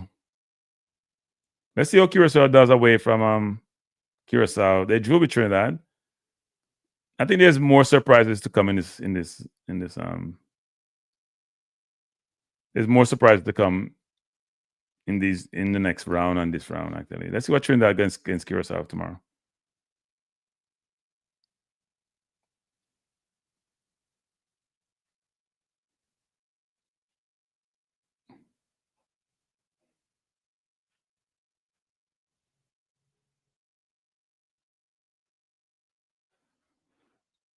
Two minutes remaining in the game. It was good. It was good. It was sold out actually. We had a nice high school fireman. It was sold out. It was good. It was really good. We had about 150, 200 people. Decent amount. One person sold 50 tickets. She did a good job. And we had Nick Perry there, who was the former ambassador to Jamaica. We were supposed to have more politicians, but they didn't turn up. I don't know what happened. People have conflicting events. But it worked out really well. We're a little bit late, but that's normal with some stuff, but it worked out well. Haiti coming forward. Beat his man nicely, trying to get on the wing. Has 2 men. Look at that, people. 2 men on him. Every time they have the ball, it's 2 men. Look at Honduras working defensively. Good play by Haiti trying to go behind, but too much on that ball. Look how they are working hard. Norman Campbell, I'm sorry, is not good enough, Zabad. He's not good enough. Sorry. We're sometimes calling our players who are not good enough. I hate to say that, people, but I watch these players play. Norman Campbell is not good enough. You talk about Ravel? We love politics. I love society. Politics is part of society. Now, every year, politicians will come to our event. We normally have 3 or 4. And given it's election season, they normally come. Only Nick Perry came, who was a former assemblyman and ambassador. The other 2 representatives didn't come. Now, my Campbell Abala, he cries a lot. BM? Really? What does he cry about?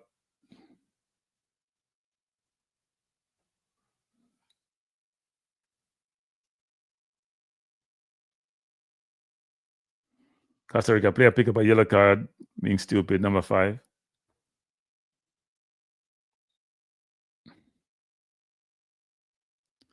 I totally agree. Hey, 1-1. Here's what I don't understand 1-1. Why does everybody say the same thing? You know, the last time Laverne got picked, people, game is over. Good win by Honduras. You know, the last time Robert got picked, it was YouTubers who pressured the JFF pick him. That's what I was told by somebody in the JFF. See him personally, Lavelle, though. I don't understand why they're fighting the Ravel thing. We don't have nobody good like Ravel. If we have Ravel on the field, people, Ravel is the only player we have in our team right now. We put him in any team anywhere in the world, and he can't, look at him and embarrass himself. You talk about 1-1. I don't think you're right on that. You're giving them credit. I would think if Ravel is on the beach with him big belly like Ronaldinho, still better than. If Ravel now played no football and end up on the beach, a cold, and him say come play with national team, better than the midfielder than we have. It's a fact. All right, people, we'll start a campaign for Ravel. We now stop beat the Ravel thing. And you know, some people, if we go to my press conference, me ask the question. Me get direct, and then I'm gonna invite back to a press conference. Me I tell you the truth.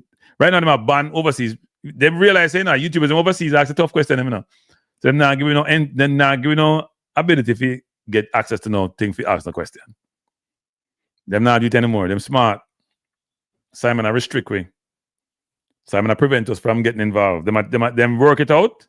Then we get rid of it. Them get rid of it. But you know what? We now stop burn the fire. If the fire need to burn. We support the team. Like tomorrow, I support the team big time for win. But when fire for burn, we burn the fire. Because you know what? Them a kill the football. They don't know what them I do. Me I call it out now. Them don't know what them I do. All of them. They know what them I do. They might try fight Ravel, and Ravel are the best baller for the Jamaica team in midfield. There is no question. There is no comparison. And they don't want to bring him. I talk about say, oh, I'm not this, I'm not that. Oh no, no one I do. The whole I know. Clueless, useless. But no, I'm barrel and roll on one hill. All of them. It's so annoying and it's so frustrating.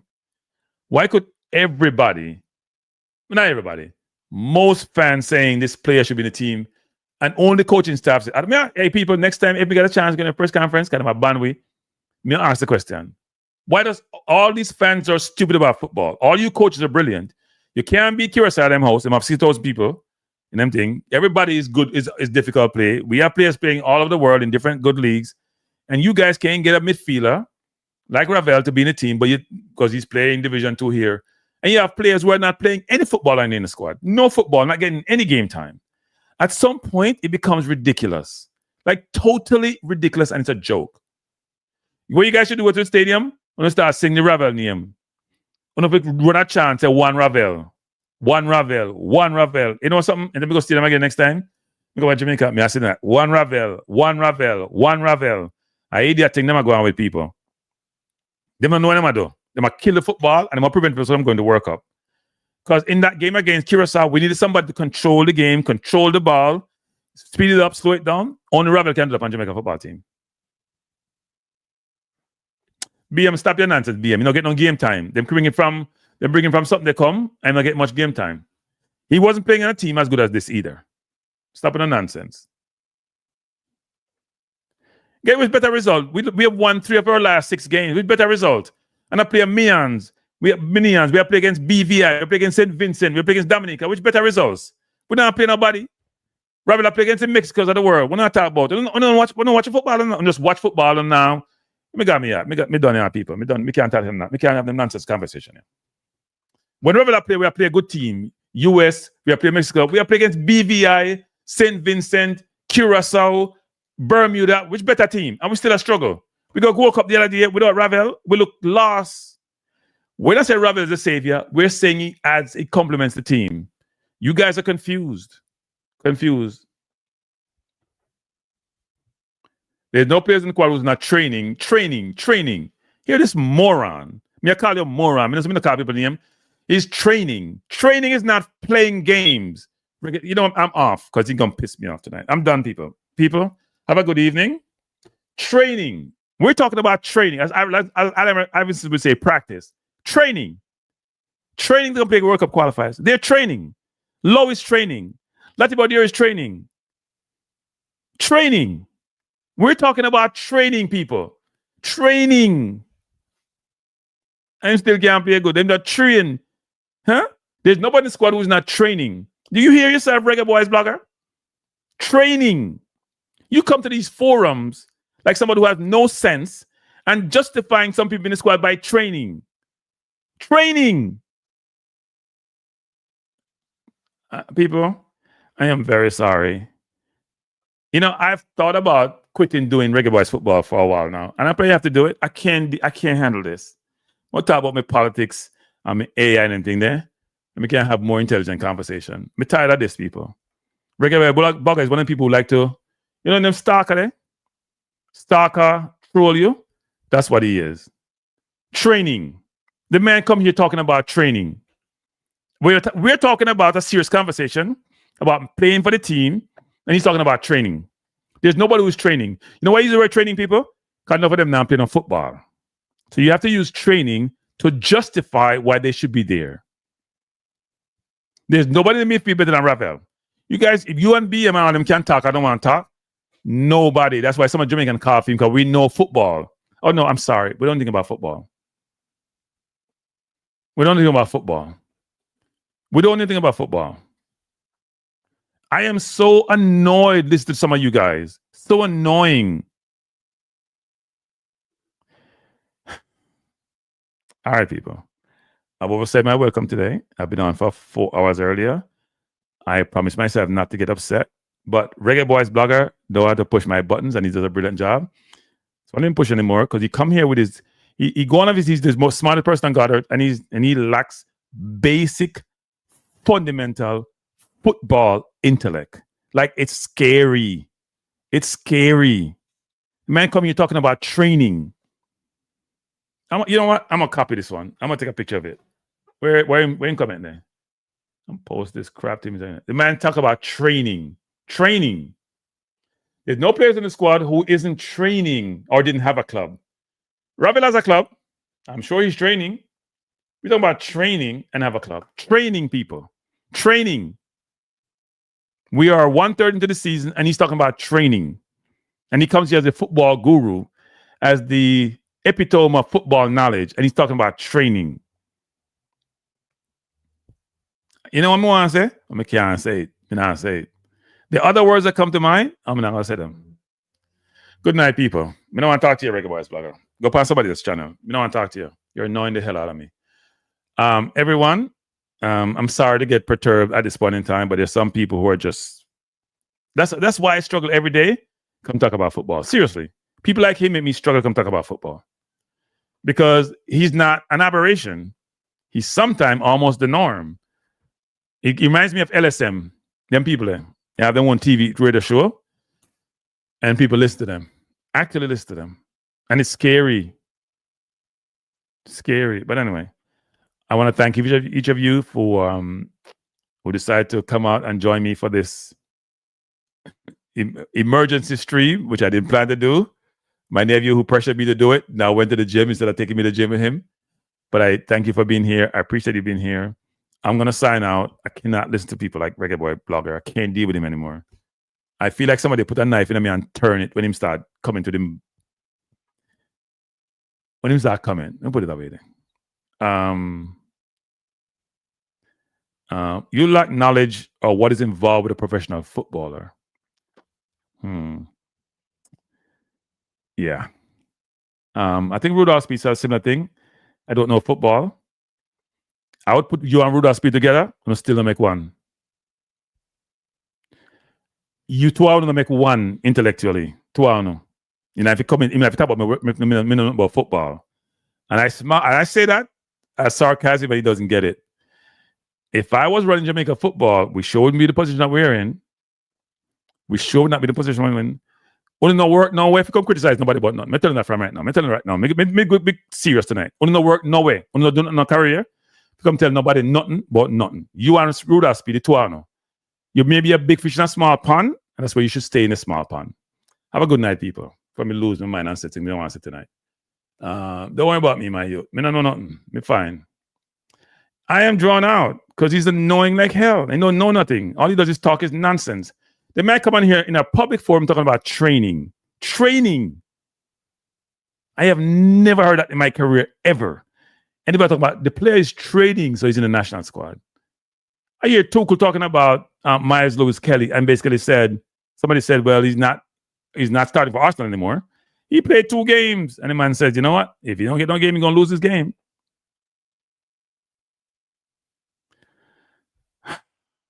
Whatever. All right, people. Let me have a good night. Reggae Boys blogger, do me a favor. Don't come back on my channel. Please, I'm begging you. Don't come back on my channel.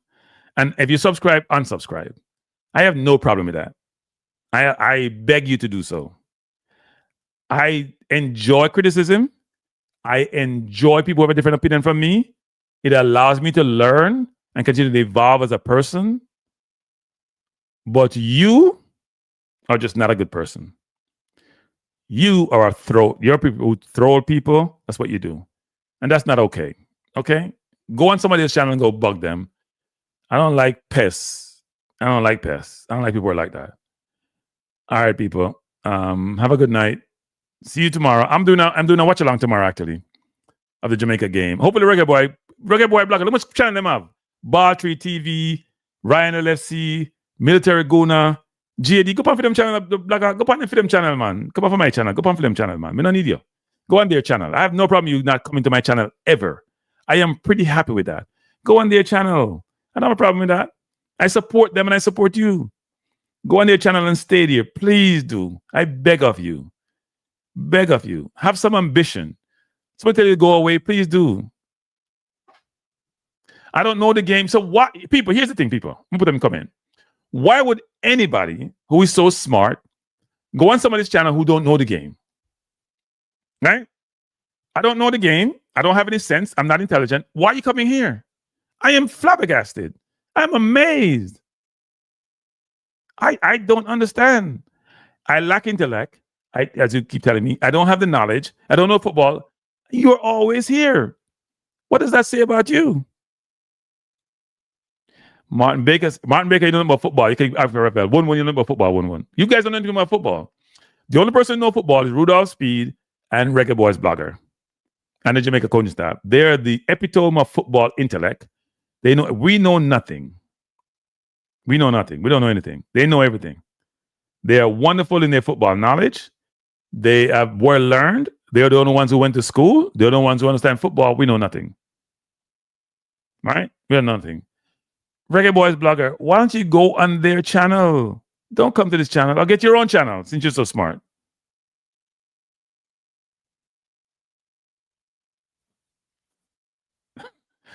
You can't go to the channel because I saw him act.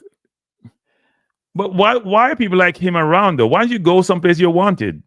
I don't go no place I'm wanted. I don't go no anything. If you diss me gone. You can't have me on your channel. You don't see me on some. Notice how much channel I go on nowadays, right? I try to stay away from certain people, right? That's how I live my life. If you diss me gone. So you've been diss Reggae Boy. Please stay away. Please stay away. You come on a different name, come hide. Please stay away. You must be football guru, but I don't know who you are. I don't really care who you are. Just stay away. Now, if the job is to try to upset me and to protect the JFF, that ain't gonna work. When they do good, they get praise. When they don't, different story. Look at that goal they just gave up, people. Nicaragua is poor. Poor. They got 3 defenders there and they still didn't get that ball. Poor.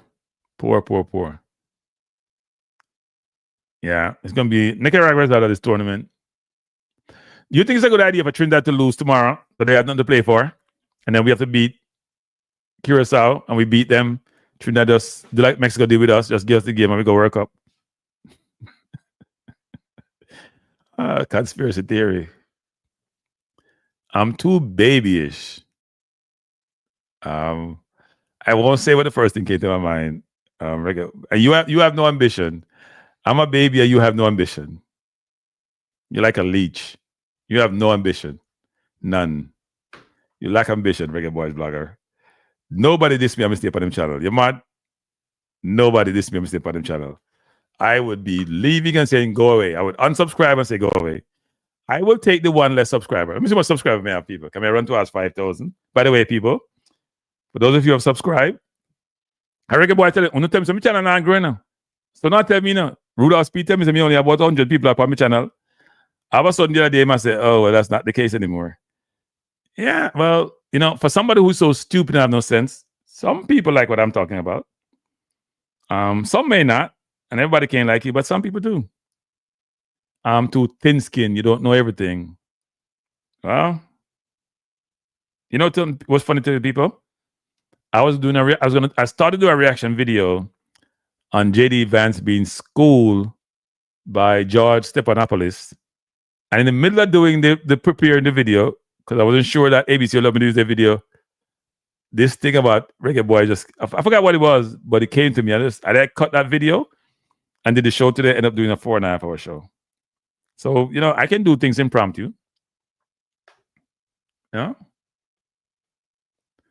One says, I know I was one. Training matches do nothing like games. Did all I did in return, training matches, and the first thing came.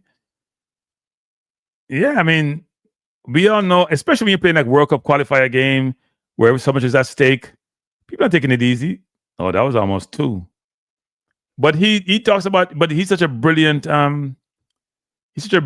mind. He knows everything.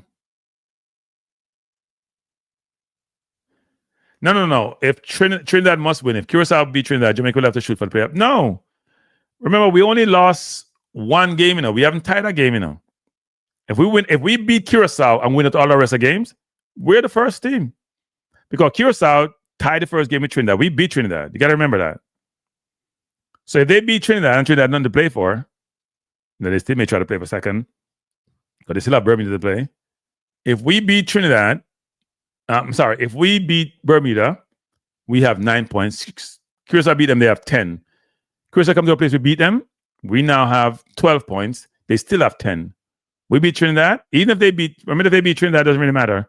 As long as we win out our rest of matches, we control our destiny still. But we got to win. We can't, draw a thing. We need our best players. We need Bailey to come back. We need Gray to come back. We need all our best players. And hopefully we get a few more additions. Yeah, Nicaragua in trouble tonight. They're not ready. And Nicaragua played us well, frankly. Yeah, I could see that too. I think it's going to be hard to beat Trinidad in Trinidad. Very difficult. Very difficult. We have the toughest next window. Both teams are going to play Bermuda. We're playing Trinidad and Curacao. We made it difficult for ourselves. That loss was a huge loss. If we would tie that game, it would have been different. That was a huge loss. Huge loss. So tomorrow's games are big in both cases. If Trinidad win, man, it sets up a ding-dong battle for the next window.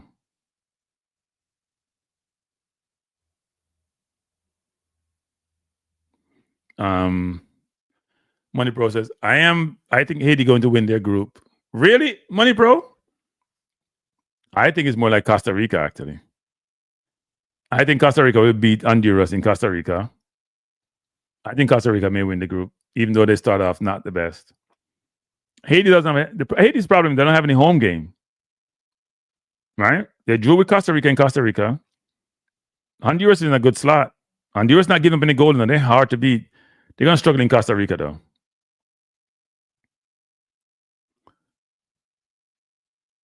The groups are setting up nicely, actually, in terms of how they're working out. Yeah, that's a tough game against Trinidad, people. But their midfield play better than us. I think Hayden will be a great addition for us, but we need another midfielder. We need Ravel. Sorry. Now he's gone to play in the Bush League. At least he's playing someplace. The man took, the coach like Ravel? He must know some problem from Manchester. He took Ravel all the way from the Middle East to come play against the US. I don't give him 2 minutes. I give him no time. I asked JFF to spend how much $1,000 to bring him. JFF was pissed as hell. I know this for a fact. Like, why you asked us to bring the man all this time, we spend all this money and don't use him? You must think we are England, we can't waste money.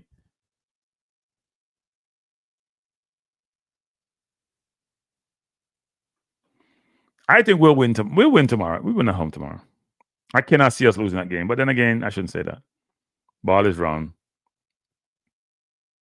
We didn't score against Cuba with 10 men, which seems impossible. But this is a better team than that game against Cuba.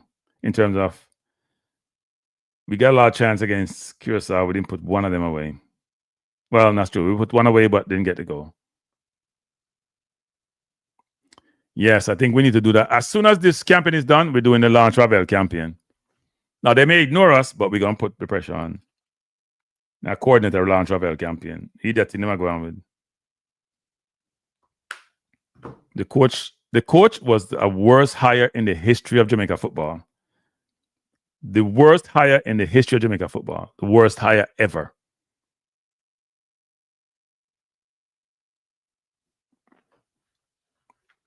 The worst hire ever in the history of Jamaica football. I don't know. I don't think I've heard anybody say that. I have heard the Ravel, people can beat Ravel all they want. But Rio Ferdinand the West Ham team, Lord Ferguson, all talk about the players' ability. You don't talk about nobody in Jamaica team like that. None, not one ever. Destroy people. They don't talk about no. Even him having problems, them. Rooney took him to Derby County, played well. Kane took him to the US. I guess Rooney doesn't know football. Alex Ferguson doesn't know football. The entire West Ham team don't know football. Not even know football. Only Reggae Boys Blogger and Rudolph Speed knows football. Only two of them. Nobody else knows football. We're all morons, idiots. And Steve McLaren know football. Only know football. Nobody else know football. They're the geniuses that know football, and we are just clueless. Totally clueless. It's amazing how that works. I'm looking for something, I can't find it. Where is it? Totally clueless. Totally clueless.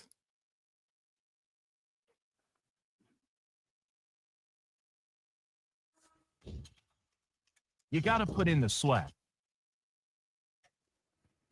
and be ready for anything. Simon, you always say United, very much a club that would need the best in class. Should have the best in class. Yeah. Would Steve McLaren fit into that category? Listen, Steve McLaren is a very pleasant guy, but I have watched him. Every club that he's attached himself to over the last 10 years has been a disaster. And I think his day has been and gone.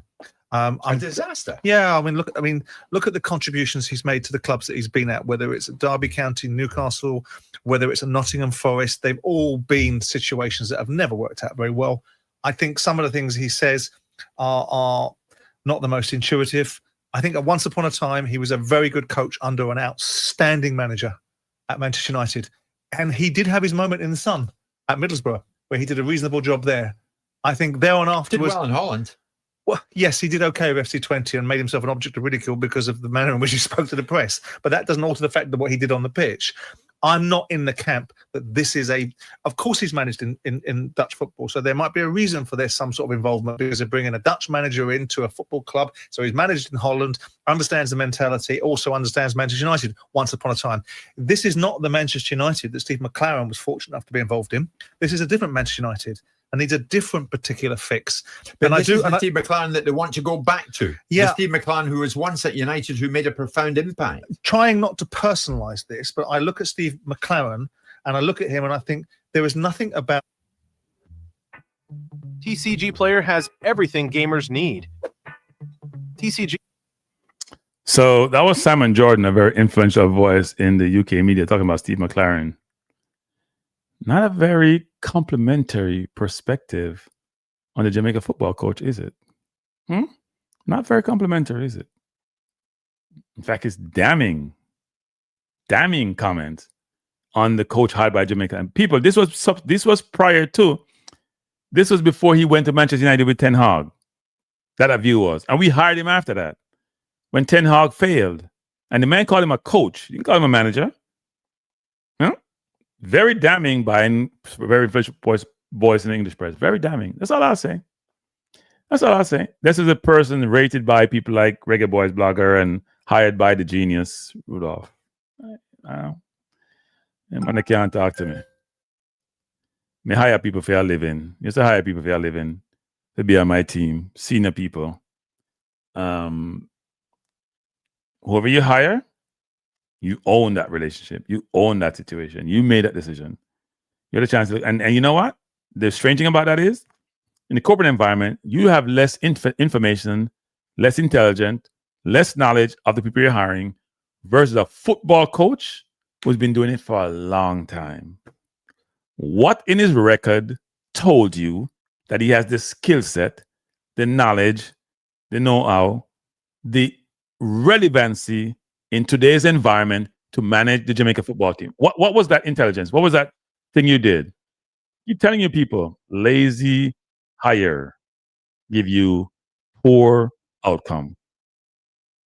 And Simon Jordan hit the nest in the head. He talked about his communication skills with the media. He talked about what he did. Plain as day. Plain as I've been saying it from day one.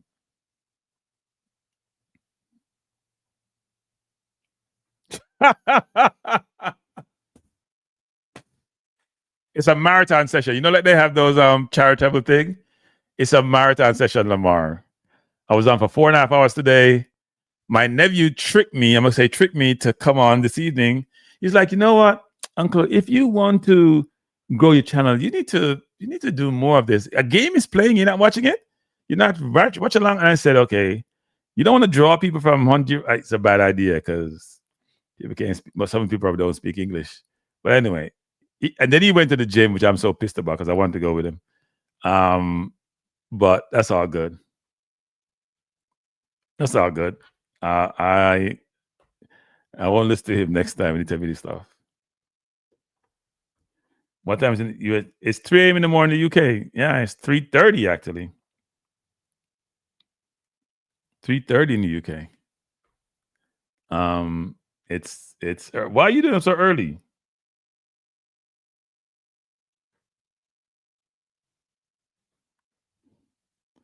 Arsenal star Mascara offered to switch allegiance to go where? Switch allegiance from Spain to Colombia. Wow. I doubt he'll do that. He's born in Spain to Colombian parents and hold dual citizenship for both countries and join Arsenal. Blah, blah, blah. He's a brilliant player, actually. Started off well.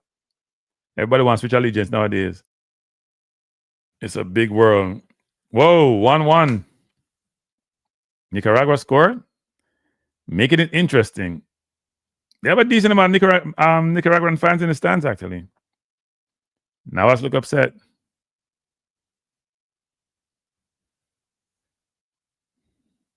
Let's see what happened.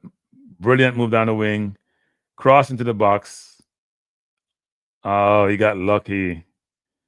That goal was, it clipped off the defender. It crossed the ball. It's a really good pass. Cephas passed that ball to his teammate. That was Cephas, actually.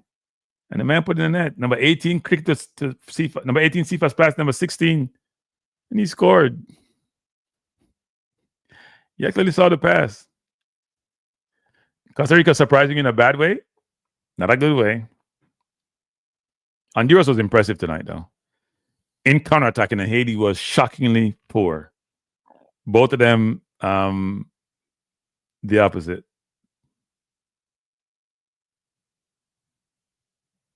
We're in the 27th minute. Game tied at 1. I'm not really watching along for this game, people. I'm just here. Just having a conversation. The problem that we face on our team, our players are not playing enough football. Most of the Jamaican players are not playing enough football. And even if Bailey and Gray come back, Gray's playing a lot of football. Gray got injured in both windows. That's really weird, actually. Just before each window. I bet he starts for Birmingham when we go back. Kind of weird. Yeah. But their team has started over, right? They got rid of their old players. Few remaining like Navas, but they got rid of their old players. 2-1. Okay. So they gave up a free kick. I'm not really taking no call on people. I'll take that one now. Say last time. I got done after this. Hello, go ahead. Yes, boss. Wagwa. Not much where, sir. Me glad you take that call, man. All right. Well, yes, tomorrow for the game, I know. See? Mm. It no matter where we want to say. If the coach now go in at the game with a plan, it no make no sense. Well, in a plan, so I'm a disappointing in a plan. All right. So watch this. Me, them a bash Cephas. So you said Cephas. I'm one of them too. I'm one of them. Why you say that? You know, if you put your hand on the fire 100 times and it's not touching, still I touch it, it means that something wrong with your brain. So watch how Cephas play football. Here's Cephas stats, because we got to be very careful when we talk about Cephas. Cephas has played 24 games for Jamaica, including friendlies. He has 2 goals and 4 assists. In 22 international, that matters, not friendlies, he has 2 goals and 2 assists. We talk about Cephas as if he's the next thing since Pele. He's the next thing since God knows what. Shamar Nicholson has about 20 goals in 50-something stars for Jamaica. That's 1 in 3. Now, Cephas plays wing. He's 1 in 10 or 1 in 11. Cephas is not that guy that we think he is. Because he ran from half line and scored against Bermuda, which was recent, because he had 2 assists in the Unity Cup, we treat him as if he walks on air. But when you really parse the stats, when you really assess his game, it's not there. Here's what he does. When the last game he played for Jamaica against Trinidad, he touched the ball 28 times. He only passed the ball 8 times. And that's when he sit down on the ball and pass it back. He had about 12 turnovers in 28 touches and 8 passes. He had more turnovers than passes. He's not that guy. But everybody thinks he's that guy because he's born in Jamaica. He's very, very fast. He's just not that guy. I used to say Cephas in the 10. And the more I watch him, the more I parse his game, the more I assess his game, I'm like, what the hell is this? Right? He's not that guy. Trust me, he's not that guy. He may look good tomorrow against Bermuda because the defense is not good. But when we play the better teams, which very good team has Cephas look good against? How did Cephas look in the Gold Cup? You can play football? Yeah. No, in the Gold Cup, you see? Mm-hmm. That I never touch that part. At that part, I never touch and cover everything. May I ask you one question? Whose responsibility to develop the player? Whatever his club is, it's not in my national team. Wherever he plays for in the club, that's their job. Okay. Wherever he learn to play football in Jamaica, or play what club in Jamaica, this their responsibility. Right. But look here now, Kranky. Your man will know the game, play the game.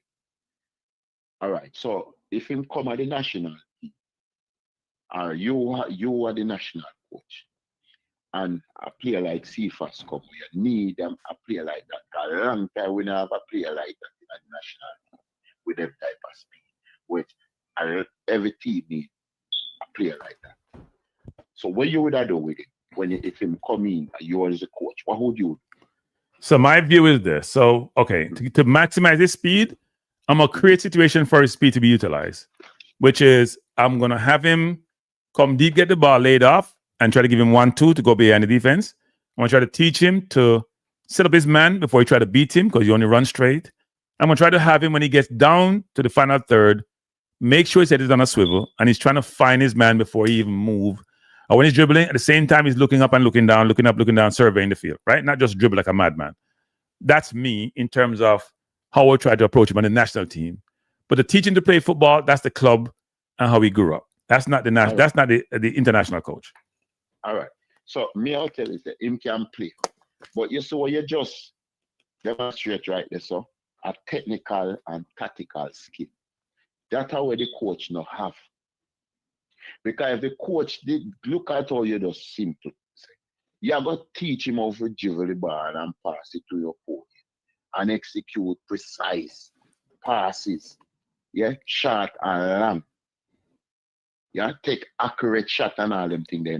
That are the technical part item. Yeah, but here's the thing then too. You go move. Go ahead. Sorry, go ahead. No, you're the floor. And then you go to the tactical skill part now, where you are going to tell him, you are going to teach him how know when to pass it and where and to make the pass.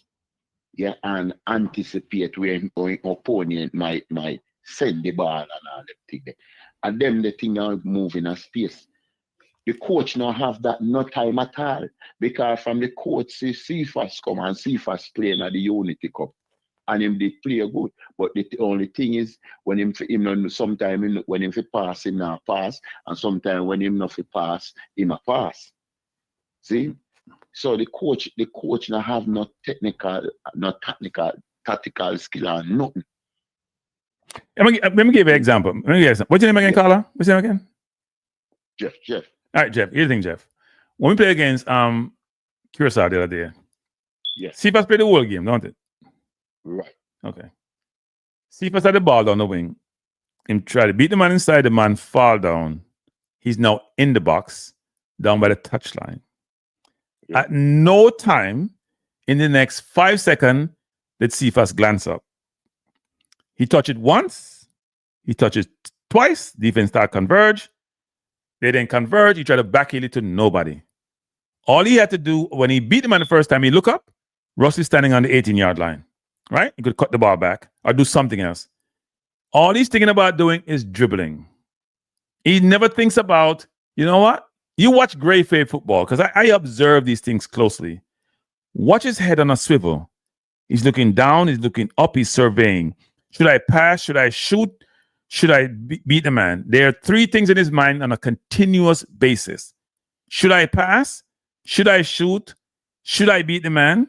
Should I stop and go back? You can see his brain working. I can see the plays he makes reflective of his thought process. We do not see that with Cephas. What we see is a man get the ball. He either sits on the ball and goes nowhere and then have to pay it off to his defender, or he takes it and just go for a race. The defender doesn't get set up. He's so quick, he still gets successful sometimes. He doesn't say, let me plat. Let me go right and then go left. Let me freeze the defender and go by him. He will slow the defender down with his speed and go by him, but doesn't get the defender off balance. So if you're a defender, what do? You start running before he gets the ball. You know you're going for a race. You start running, you may just cut him off. It's crazy. Yeah, because you see, with Cephas, you know, he must struggle because he lack technical skill. So that's why he must struggle to execute it. And that's the coach now. That's Steve McLean for come in and Marion Gardner and all of them for come in, who said them a coach and try help him. Because he have the speed and him have the thing and them for come in and try. We are some good player Jamaica have, you know, but it's just because they don't have no coach with the right skill. Because if we have coach with the right skill set, you know, we kill everything in the Caribbean, you know, and everything in South America, anything fierce. Because we have the player them, you know. But look on the player them now. Look on them compared to Trinidad, Curacao, and Bermuda. Look on the instructor of the player them compared to the Jamaica player. The man them look feeble and the man them don't look like baller, brother. The man them weak, them not strong, them not do not, them not. When you watch a little training session, you never see them compared to when you get a clipper, Trinidad and Curacao. The man them do running, the man them do sprinting, the man them do everything. Well, the man them do as Jamaica do look some little box ball thing to one another and all that. And then the thing then I go work. And then they go and eat pizza and go and drink and do all type of thing. Them thing they don't work, yeah. Cranky in a time like this, man. Now a warrior time, you know. You can't afford to make no mistake. Well, hopefully we win tomorrow and we reset for the last window. I think the players who are out, like a Bailey and a Gray, they need to realize they ain't going to work up if they don't come back in. So they better stay fit. Yeah, but we not have to have Gray. We don't have.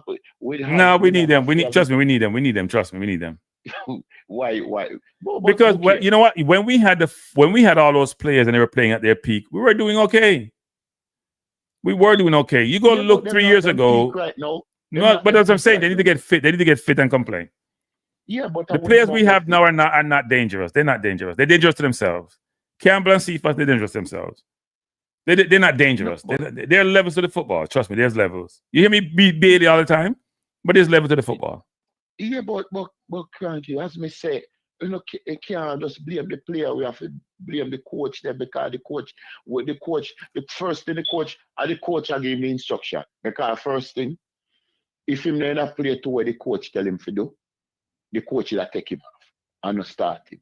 So obviously the coach I tell him, say, look here now, you when you get the ball, we just want you run down the flank with it. I don't know what the coach is telling him. I have no confidence in the coach. That's why I played the Simon Jordan tape. Because Simon's a very respected voice. I have my problem with Simon, but he's very, very smart and knowledgeable. He basically said the coach not good. That's what he basically said. So he's a failure. And we hired him. And I keep referring to that because I don't expect better from him. He doesn't make any in-game adjustment. He doesn't do anything out of the ordinary. He doesn't do anything here's the thing about a coach, a really good coach. When you win a game, you're not expected to win. Right? That's a very if you're gonna just win the game, you expect to win and lose the one, then how great are you? That means you don't contribute to the team's success. It's the players. When you can create a situation where you can win games and you didn't expect to win those games, it's a different situation. It shows that your strategy is a positive element and contributor to the team and their effectiveness. And I don't see this coach being a difference in any game. None. Yeah, cause when the man, the man gonna say, the coach gonna say, in the first 20 minutes, then lose the game. In the first 20 minutes. That means you never go in. You never go in with a plan. So that means if you see your team under pressure, so you can't make two sign to them or say, all right, call a player up on the sideline and say, look here, tell the man if you move over this and you drop back. Not even that. Well, if you lose the game in the first 20 minutes, they weren't well prepared. They weren't prepared to play. They say never listen to the interview with him. No, I heard him, but they weren't prepared to play. The man, look, the man going at the game and the man are going like say, yeah, I didn't want maximum points. But you have 6 points.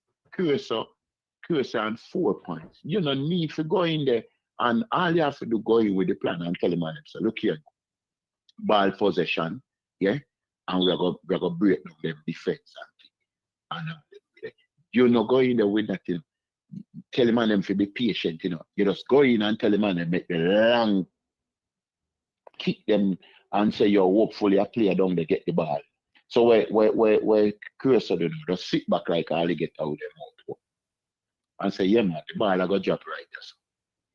And we're gonna count that. Yeah, I don't think people some people will complain that or say things like, possession football is not football and it doesn't do anything and that sort of stuff. The best at the ball. But I think what people don't understand in football nowadays is this: when you kick the ball to the opposition, that means you turn the ball over. That means they have a chance on offense to do something, right? Yeah, exactly. People don't get the concept. The defense under pressure. Yeah. They don't get the concept. You just kick it away to them. Yeah, go ahead. Go ahead. No, man, go ahead. Yeah, and worse if you midfield weak, with the midfield was all over the place. Yeah. One time a Cursor pack up in a midfield. Yep. We know no midfield last. See? So tomorrow now, I would have worked the coach. Start the 11 when start with over the first 2 games. And then it can pull a one player when they're tired or them not going with them. Yeah. Why they can't get Kaim Dixon starting in a start? I have a very funny feeling he's gonna start tomorrow. The coach gave a hint, Yeah. The coach gave a hint by saying that when somebody talked about the 2 midfielders coming in, he inferred about other changes. So yeah. So that put Kaim in a midfield. That's a good question. I don't know where you put him. The question: do you put him at a 10? Do you put him on the wing on the right and bench Campbell? Do you put Campbell on the left, where he normally plays, and put Kaim on the right and bench Cephas? There's a lot of options, but Kaim Dixon plays with a lot of energy, a lot of force, and hasn't had a bad game yet. Yeah. Right. Me that put him on the week. Yeah. Some people say put him on the cam. He works hard, he can pass the ball, and he plays, and he can score goals. So all of that too. And he puts in a shift. Yeah. Yeah, man. He have some brilliant pass. Can look on some I set piece them when do in the last game. Some brilliant set piece. Him know when to touch and when to move. You understand? Yeah. So him to start tomorrow. We still need a try with Cephas now, because we still need a pace there still.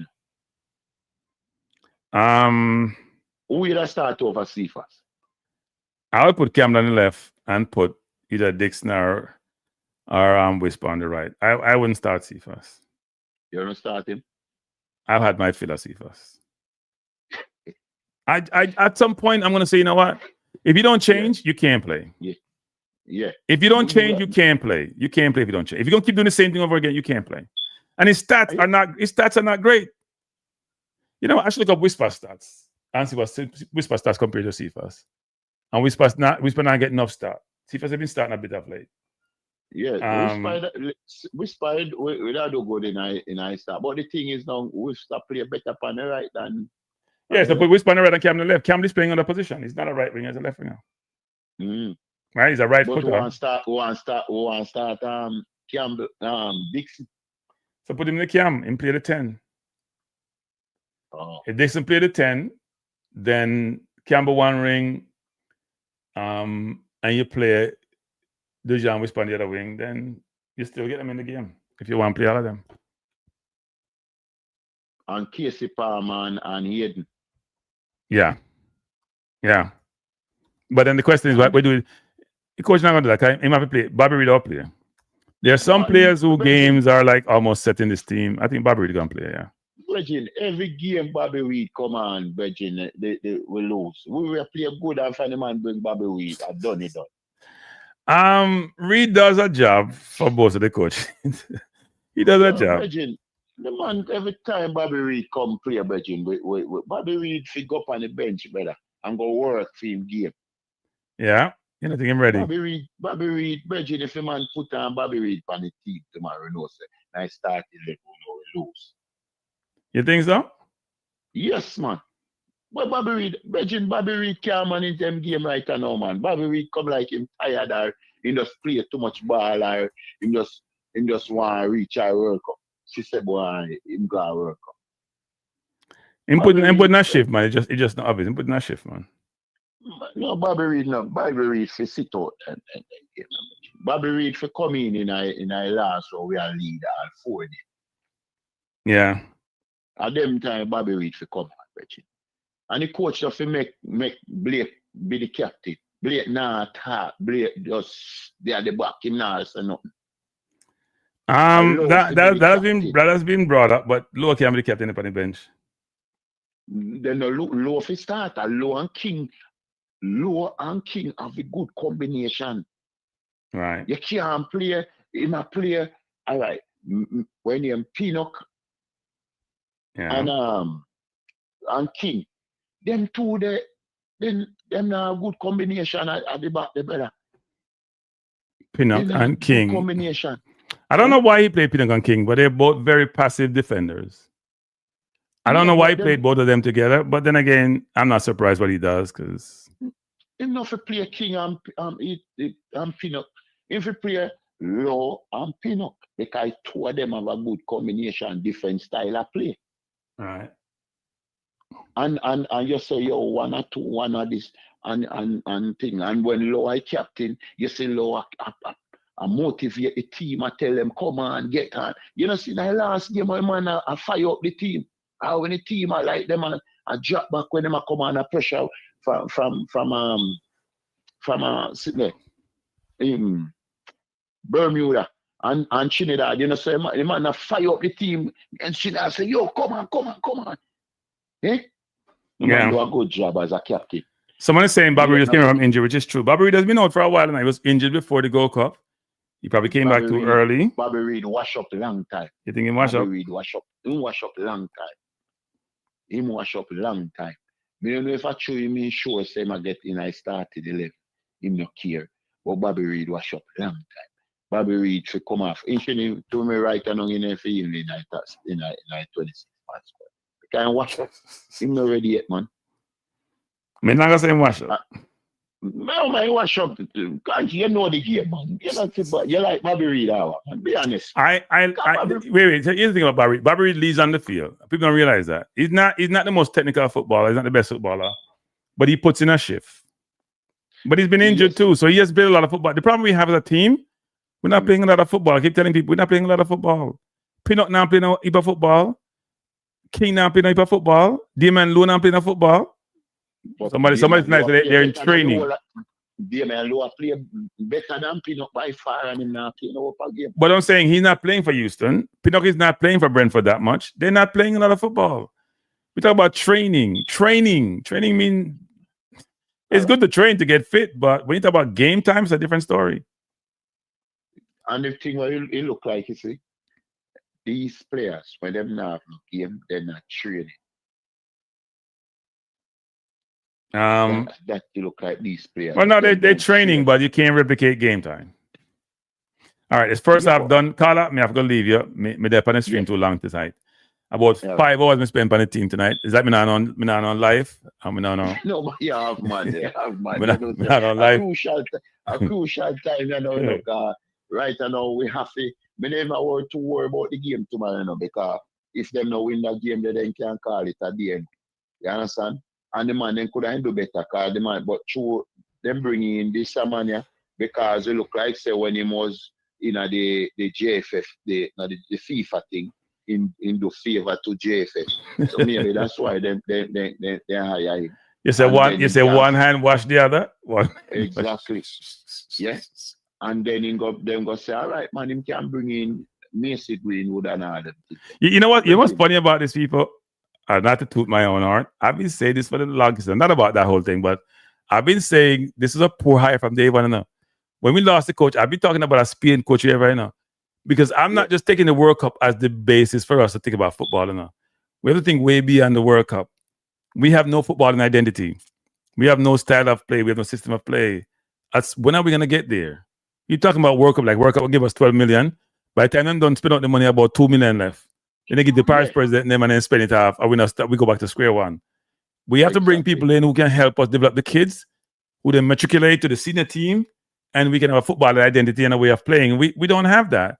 Now they're talking about coaches, and all them coaches get trained in Trinidad. Where's Trinidad in football? All them Trinidad people. So if Trinidad was so great with football, Trinidad football there. If Trinidad was so wonderful, can them have CONCACAF A license or whatever the hell them have? Trinidad management says it's a money-making thing that they have in Trinidad when the coaching thing. He said so on a radio show. It's a money-making thing that they have. They're trying to generate part of the revenue generation. Because Trinidad don't have money, people. And the government that get them money is to generate money through the coaching initiatives that they have. They train the coaches, right? And if you want to learn something in life, you gotta have people teach you who are experts, not people teach you who just follow the curriculum and know what I talk about. But Kranky, how can you send your coach them to a country? Go say they are going to develop them with technical and tactical skill of the game when even your country rank higher than them in the same football thing where you have to send them go develop. That don't make no sense. Yeah. Well, I mean, no sense.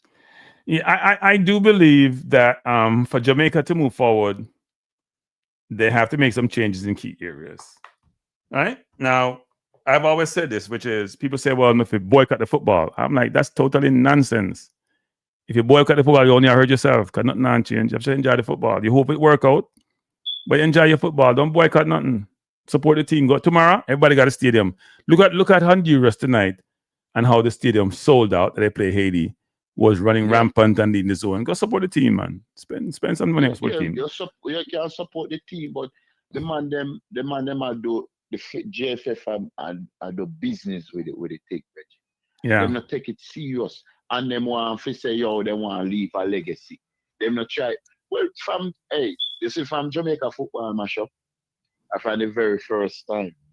I think it was 2002 or 2003, right? Yeah. When them in photo Captain Osborne and put in Basel Baxel. Baxel. Yeah. From this JFF gone right down. You never come back. You notice he never rise on that. But I think what people don't realize is that even though we made the World Cup under Burrell, there are a lot of things that Burrell do which were not okay. More asking one question, and then we'll leave the show. Can I get myself in trouble? Why is it? Wasn't Burrell and Warner like best friends? Great buddies in FIFA? Yeah. So the president of CONCACAF gets squeezed. Warner gets squeezed. How come Burrell never gets squeezed?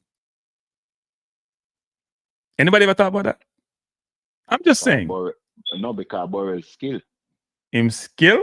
And he have him business. No, him skill? You sure him skill? Go read the history. You sure? I want to cast no aspersion, but the man, I'm dead. You sure him skill people? You go read the history to go find out what the history. But I said nothing more. That's all I have to say. You sure him skill? Yeah, but the man, but look at them. Is a man like this. Him not talk a lot, and him just humble.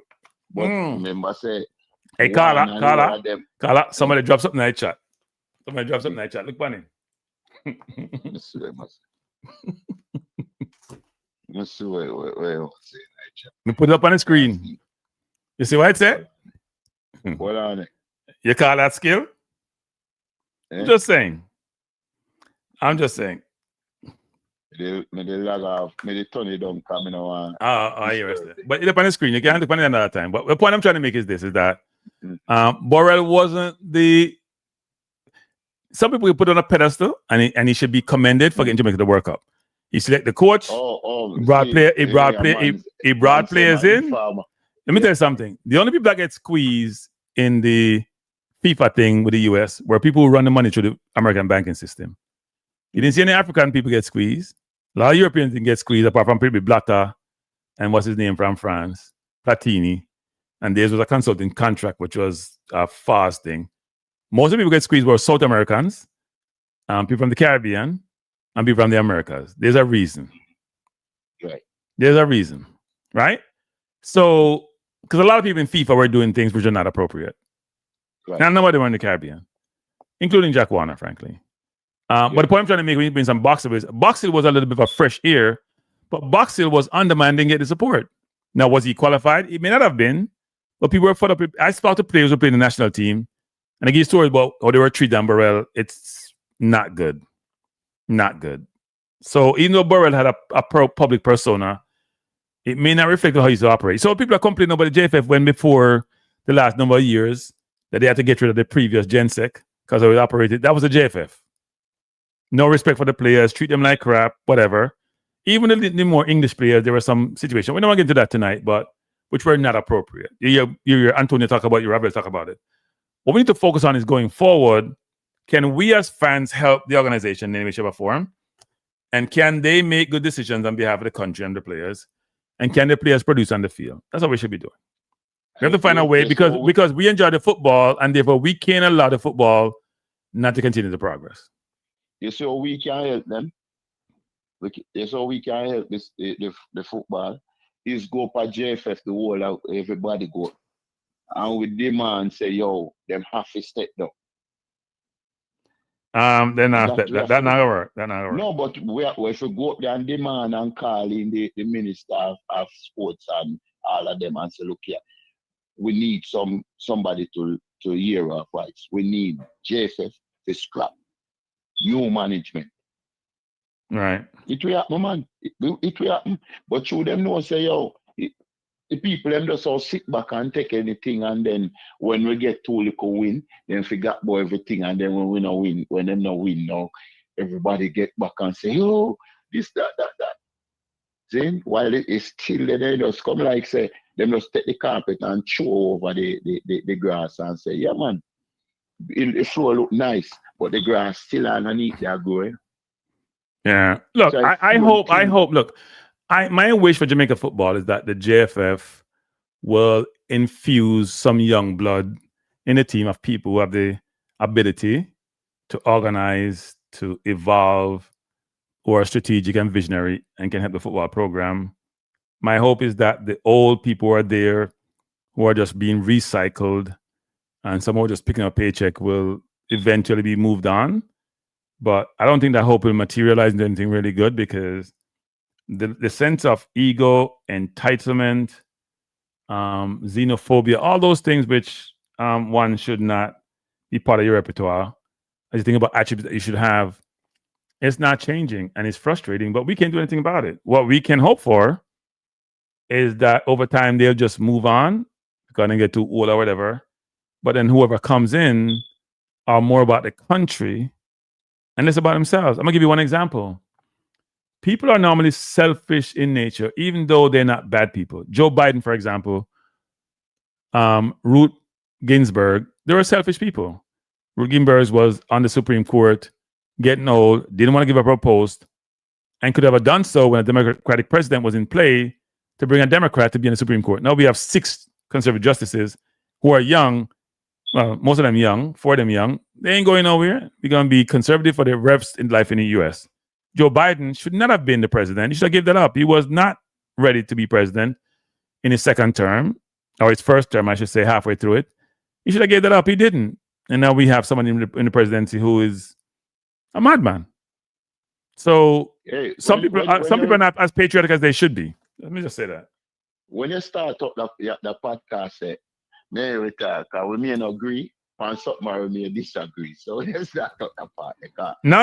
It's going to start. I think I'm almost there for my balanced view thing, and I'm going to do it on another channel. Not this channel. This is going to be a just sports channel. When you start here, yeah, me will get up my 2 cents on that, because sometimes you say some things, and me for text. Sometime in I comment and say, Kranky, stick to football. Stick to football. You do a better job. No, football is not my thing. No, them think they're my thing. I would love those debates. Them think this football not my team. I don't know nothing about football. Them think them think that me love it though. Based on your comments, and where you make, me I said, no, Kranky, just stick to football. So you know something? I'm gonna start by next week doing some of those shows. You can come on, man, and come debate, man. Open. Yeah, man, me want to hear, because boy, Kranky, no fighting them here yesterday. I said, Jesus Christ, only if Kranky would know. But you do a better job on the football. So I prefer to stay on the football. You know, really, on the part, the boy, me not think say we are gonna agree on the part. So I do drop videos sometime on these topics, you know. I did one of the government shutdown the other day. Me listen to them, you know. One time I listen to talk, you know, Kranky, and I said, John, I said, boy, I have to change that channel. So you saw like a Trump supporter? No, listen, it's not about Trump supporter. But listen, a country run like a house. A country run like a house. Kranky, if you and your wife alone live in a house, and on a budget to yourself for say $150 or $200, right? That take on you through the month, pay on the mortgage, pay your car, insurance, everything. And still have money can go out and take care of yourself. Different from what you see. Then you have a child coming. As the child grow, and have to hand more to that $200, right? Then the wife bring in a mother. The mother bring in a son or a daughter. That's a household of 5 now, you know, in a short space of time. You know? See? So the baby born, say, today, just example. Tomorrow, the mother said, now come over, come help. Then when you look, a mother and daughter. And then when you look, one next sister may come and say to my help. When you look by your queen, that's 600 that in a house now. What you think? You think that $200 they go can take care of the household? So let me say this. So your point. So wait. But why is it only $200? No. I'm just giving you an example. I'm saying. No, I'm saying why. So wait. So you had yourself and your wife, right? Before you have a kid, did you think about you can afford a kid? No. The kid. No. What I said. You think about having the child. So now you're gonna increase a little. Right. But when the child born, say today, you don't know, say I have to buy feeding pampers, all of that to make preparation. Right. But the wife said to you, say, Mama coming over tomorrow and comment for so. It's all right. When you look, you see Mama and Mama daughter come over. Right. So that's a 5 in it. So I have a question before you go further. Mama and daughter not contributing to the household? No. How were they eating before? Because them come over and no. How were they eating before? Yeah, them are eat, but them are gonna say, look here, them come down and come help you. Them are come help you with the. So you didn't plan well in the first place. You know why you didn't plan well? No, because you never know. Say, Mama. No. That sounds like a person. Wait. You're not listening. You didn't plan well. If you plan well, you'd have planned for childcare.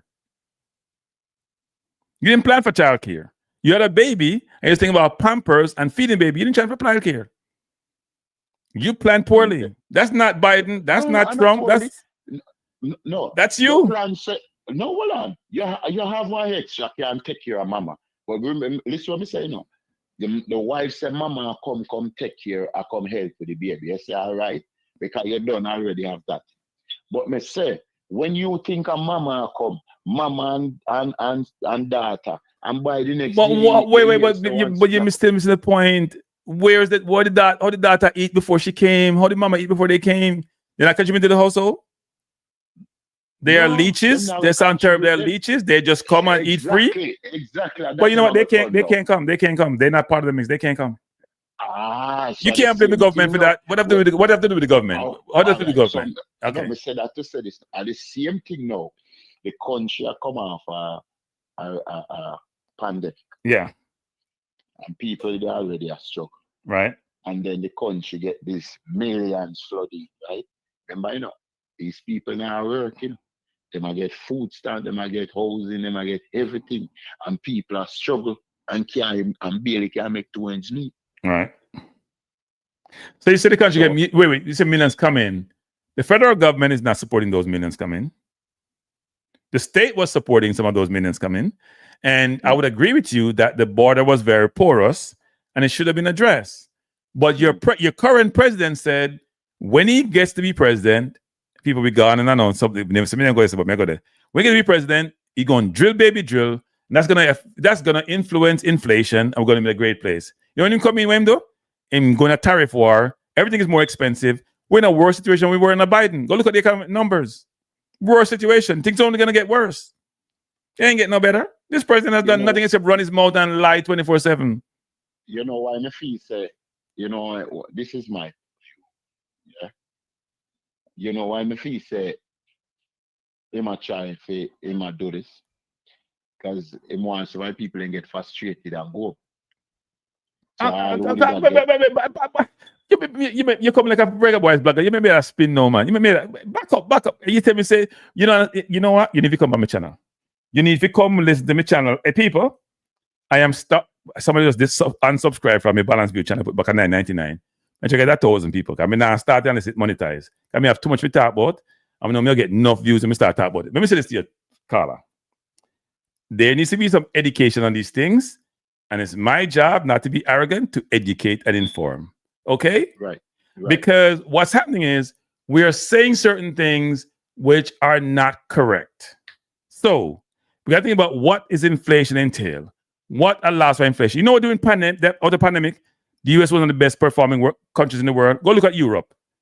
The minimum growth. US was still growing. Jobs were being created. Inflation was being contained. That's why interest rate was so high, because if you look at the movement of interest rate, how the Fed do interest rate, they will put rates up when there's too much money in the economy, when things are not going well, and they'll lower rates when things are not going well. They'll increase rates when things are going well, because they don't want the economy to overeat, and they'll lower rates when things are not going well, because they want people to have more access to borrow money to generate economic activity. We're going to have those conversations, people. Tonight is not the night. We're going to have you know what? You know what? No, you encourage me if you have more of them, sure, than discourage me. Yeah, encourage me. You don't discourage me at all. You know, yeah, encourage me. We have much more than show there. Much more. No, man. Listen, each one teach one in a cranky. That's how you go in life. No. I'm not trying to debility you anyway. But I know that's how some people think about these things, right? So, but I think we can understand this, because your analogy or example was more around, I have more people to support and I'm not making more money. And the government is supporting individuals who are not supposed to be here because they're not legitimate. And the money is going to a place it shouldn't be going, and I need that money for my family, right? I understand that concept. The point I'm trying to make is this: first of all, is that a lot of illegal aliens don't get support. Yes, the ones who came into the U.S. at one point did, with this, especially in the States, like in New York, they put them in hotels, blah blah whatever. But America's policy creates some of these situations, especially with Venezuela. America squeezed out of Venezuela. This would be a rich country. They can't sell their own oil because of sanctions, because the U.S. controls how transactions occur across the world, because everybody leverage the U.S. dollar to do so, because 97% of the U.S. transaction, which is changing now, is done in U.S. dollar. So and they control the system, the SWIFT system, so you can't move money, you can't do transactions, and they squeeze the daylight out of you, which I do to Venezuela. They can't sell their oil to generate money to pay their people, so everybody migrate because life is tough. The U.S. create these situations. It doesn't fall out of the blue. U.S. create them. That's why these people get Venezuela don't used to migrate like that. It's a rich country because they have a lot of oil. People, Yeah. people. I'm gonna give you an example. People. Here's my last example before I go. Guyana, barrels of oil in reserve. Exxon is the main company. Traditionally, in the normal environment, you will get, say, 12% of the profit, net profit after cost, and you will get 10 to 15% of gross revenues. So here's the example. Somebody can make $100, right? You take you would get 10 to 15% of that, so $10 or $15 of the $100 first. Then you take out your costs, and then you get some profits, which may not be nothing. We're talking about billions and billions of dollars. You know what Guyana's transaction with them was? They get about 2 or 3% of that first $100, and some costs are deducted. Then they get 12% of the profit. Exxon is making hundreds of billions of dollars, and whoever negotiates this contract for Guyana should be put in prison for life. Seriously, for life. And I don't know if they got paid to do it. It's unbelievable. And Exxon said, we're not changing those contracts. So the first 6 or 7 drills that they made, Exxon is printing money and Guyana is getting little or nothing. Now, the more recent contract they have, they're going to change the number to, I think it's, what was it? Some percentage of the gross revenue number. I forgot what the number is, a much bigger number, but it's ludicrous. That's why these countries in these regions can't be successful because US squeeze them. They don't invest in them. When we complain about China invests in your ports. They're going to squeeze you. They're going to give you a debt. You have tangible assets that you have that help your country to grow, develop, and evolve. But you know what? Tonight is not the night, people, because we talk about football. We're going, hey, yeah, Carla, you have to come, man. Come on, channel, man. You have the conversation. Yeah, man. Come on, the conversation. Once we get the notification when you're on, man, we way forward. Yeah, man. What I'm going to do is I'm going to close this channel down for other activities that I do and just do sports. And then the other channel is going to just do other events, whether it's real estate, whether it's investing, whether it's politics. I want to bifurcate the 2 channels because conflating them is not a good thing. And then you don't know what the specialization is. And when I do that, we can have it on that channel. And I'm going to spend a lot of time doing a lot of videos or do a lot of live shows because those things are important. I've been trying to get people to come on the channel. Some people, I had a friend of mine who was a judge the other day. She was supposed to come on. I haven't brought her on yet because I'm not sure I should do a live show with a judge versus something else because, it's very tricky beating those roles, right? I have an immigration attorney should have come on and she said she's going to come and then she told me, why too busy now, because Trump around ICE around every day. She have tons of cases she have to deal with. She can't come on. Because those people, I want them to come on to educate people because there are a lot of people who need that education. Hey, Kranky, I just touch a part there, about the lie. Say, a lot of these liars, where you see them out there, happy when Trump with. Because when Trump in, they make the most money, if them to be honest. They make the most money. Because enough of them know so they can't do nothing for the people and still tell people they can't. Yeah, look, I mean, I would agree that here's another thing we got to think about people. And I'm going to talk about this a lot going forward. This is my last comment. I keep saying last comment. If you're in a profession, please, I beseech you, check to see the AI implications of the profession you're in. Trust me, it's very important. Especially if you're young. If you're under 55, I'm going to use that age. Are you in a profession? Please check and see whether your job is in the immediate future susceptible to AI. The world is going to be in a very different place come 3 to 5 years from now. And I've been having discussion with my people, my family, which is I got to make sure they're set up okay because it ain't going to be pretty. It's going to be ugly. I don't think people understand how ugly it's going to be. It's going to be ugly. Yeah, I'll take over, man. Well, it will take over a lot of different things. The only question is, what's the timeline for it? I heard Oracle talk about it. They're not hiring entry-level coders and programmers. You know how you know what that means? That means you come into the college. Your college education means nothing if you become a programmer or a coder. If you're a programmer, In America, you go college, you don't really make no money. In the Caribbean, you have a college degree, you make more money. In America, a skill, you have to have a skill to make money. No, man, you make money in American college, but it depends on what. If you go to school to be a political scientist, it may not work. Now, you make more money in America than the Caribbean. The question is, what's your standard of living and what's the cost of things? Because you could make $100,000 in the US and make $50,000 in the Caribbean and still have a better life in the Caribbean than in the US. Because most people in the Caribbean anyway own their property, right? So it's a little bit different in terms of cost of things and standard of living and what that entails as compared to your salary. Because and taxes is also important. Because if you're in New York, you make a certain amount, you pay 30% in federal, you pay another 11 to 12% in state tax, you pay sales tax. After a while, the numbers them add up. That depends on how much you make, though. So anyway, I'm gonna close on the program. Carla, thanks for the call. I appreciate it. Carla, if you haven't subscribed to my Balanced View channel, please go subscribe to it, Carla. It's called Balanced View, people. I'll drop it again. If you haven't subscribed, Carla, please go subscribe. Go subscribe tonight. Go subscribe tonight. Trust me. Yeah, man. Subscribe, man. Subscribe. Somebody just unsubscribe tonight. They'll go back to 8,000. Somebody can get it monetized. I'm gonna start dropping up video on it. Any balance? Me just drop it in the chat. Balanced Views. So just go link on it. And subscribe to it. Me just drop it in the chat. Just click on it and subscribe. Appreciate it, Carla. And good Carla. Appreciate you, sir. Yeah, man. Yeah, all right, bless up. Yeah. Everyone, thanks a lot. I appreciate you being here. It's been an interesting day. I think I've spent, what time now? 11 o'clock? Why? Let me say Jamaica. Right? I must have spent 6 hours on YouTube today. Or longer. I must spend about 7 hours on YouTube. Jeez, I must just sit down like a woman there. Just get back to 1,000. Good, Ravi. Thanks a lot, Ravi. I appreciate it. But everyone, I do appreciate you being here. It's great being here and engaging with each of you. And hopefully tomorrow is a better day than last Friday. All right, people? So thanks a lot and peace out. Have a good night.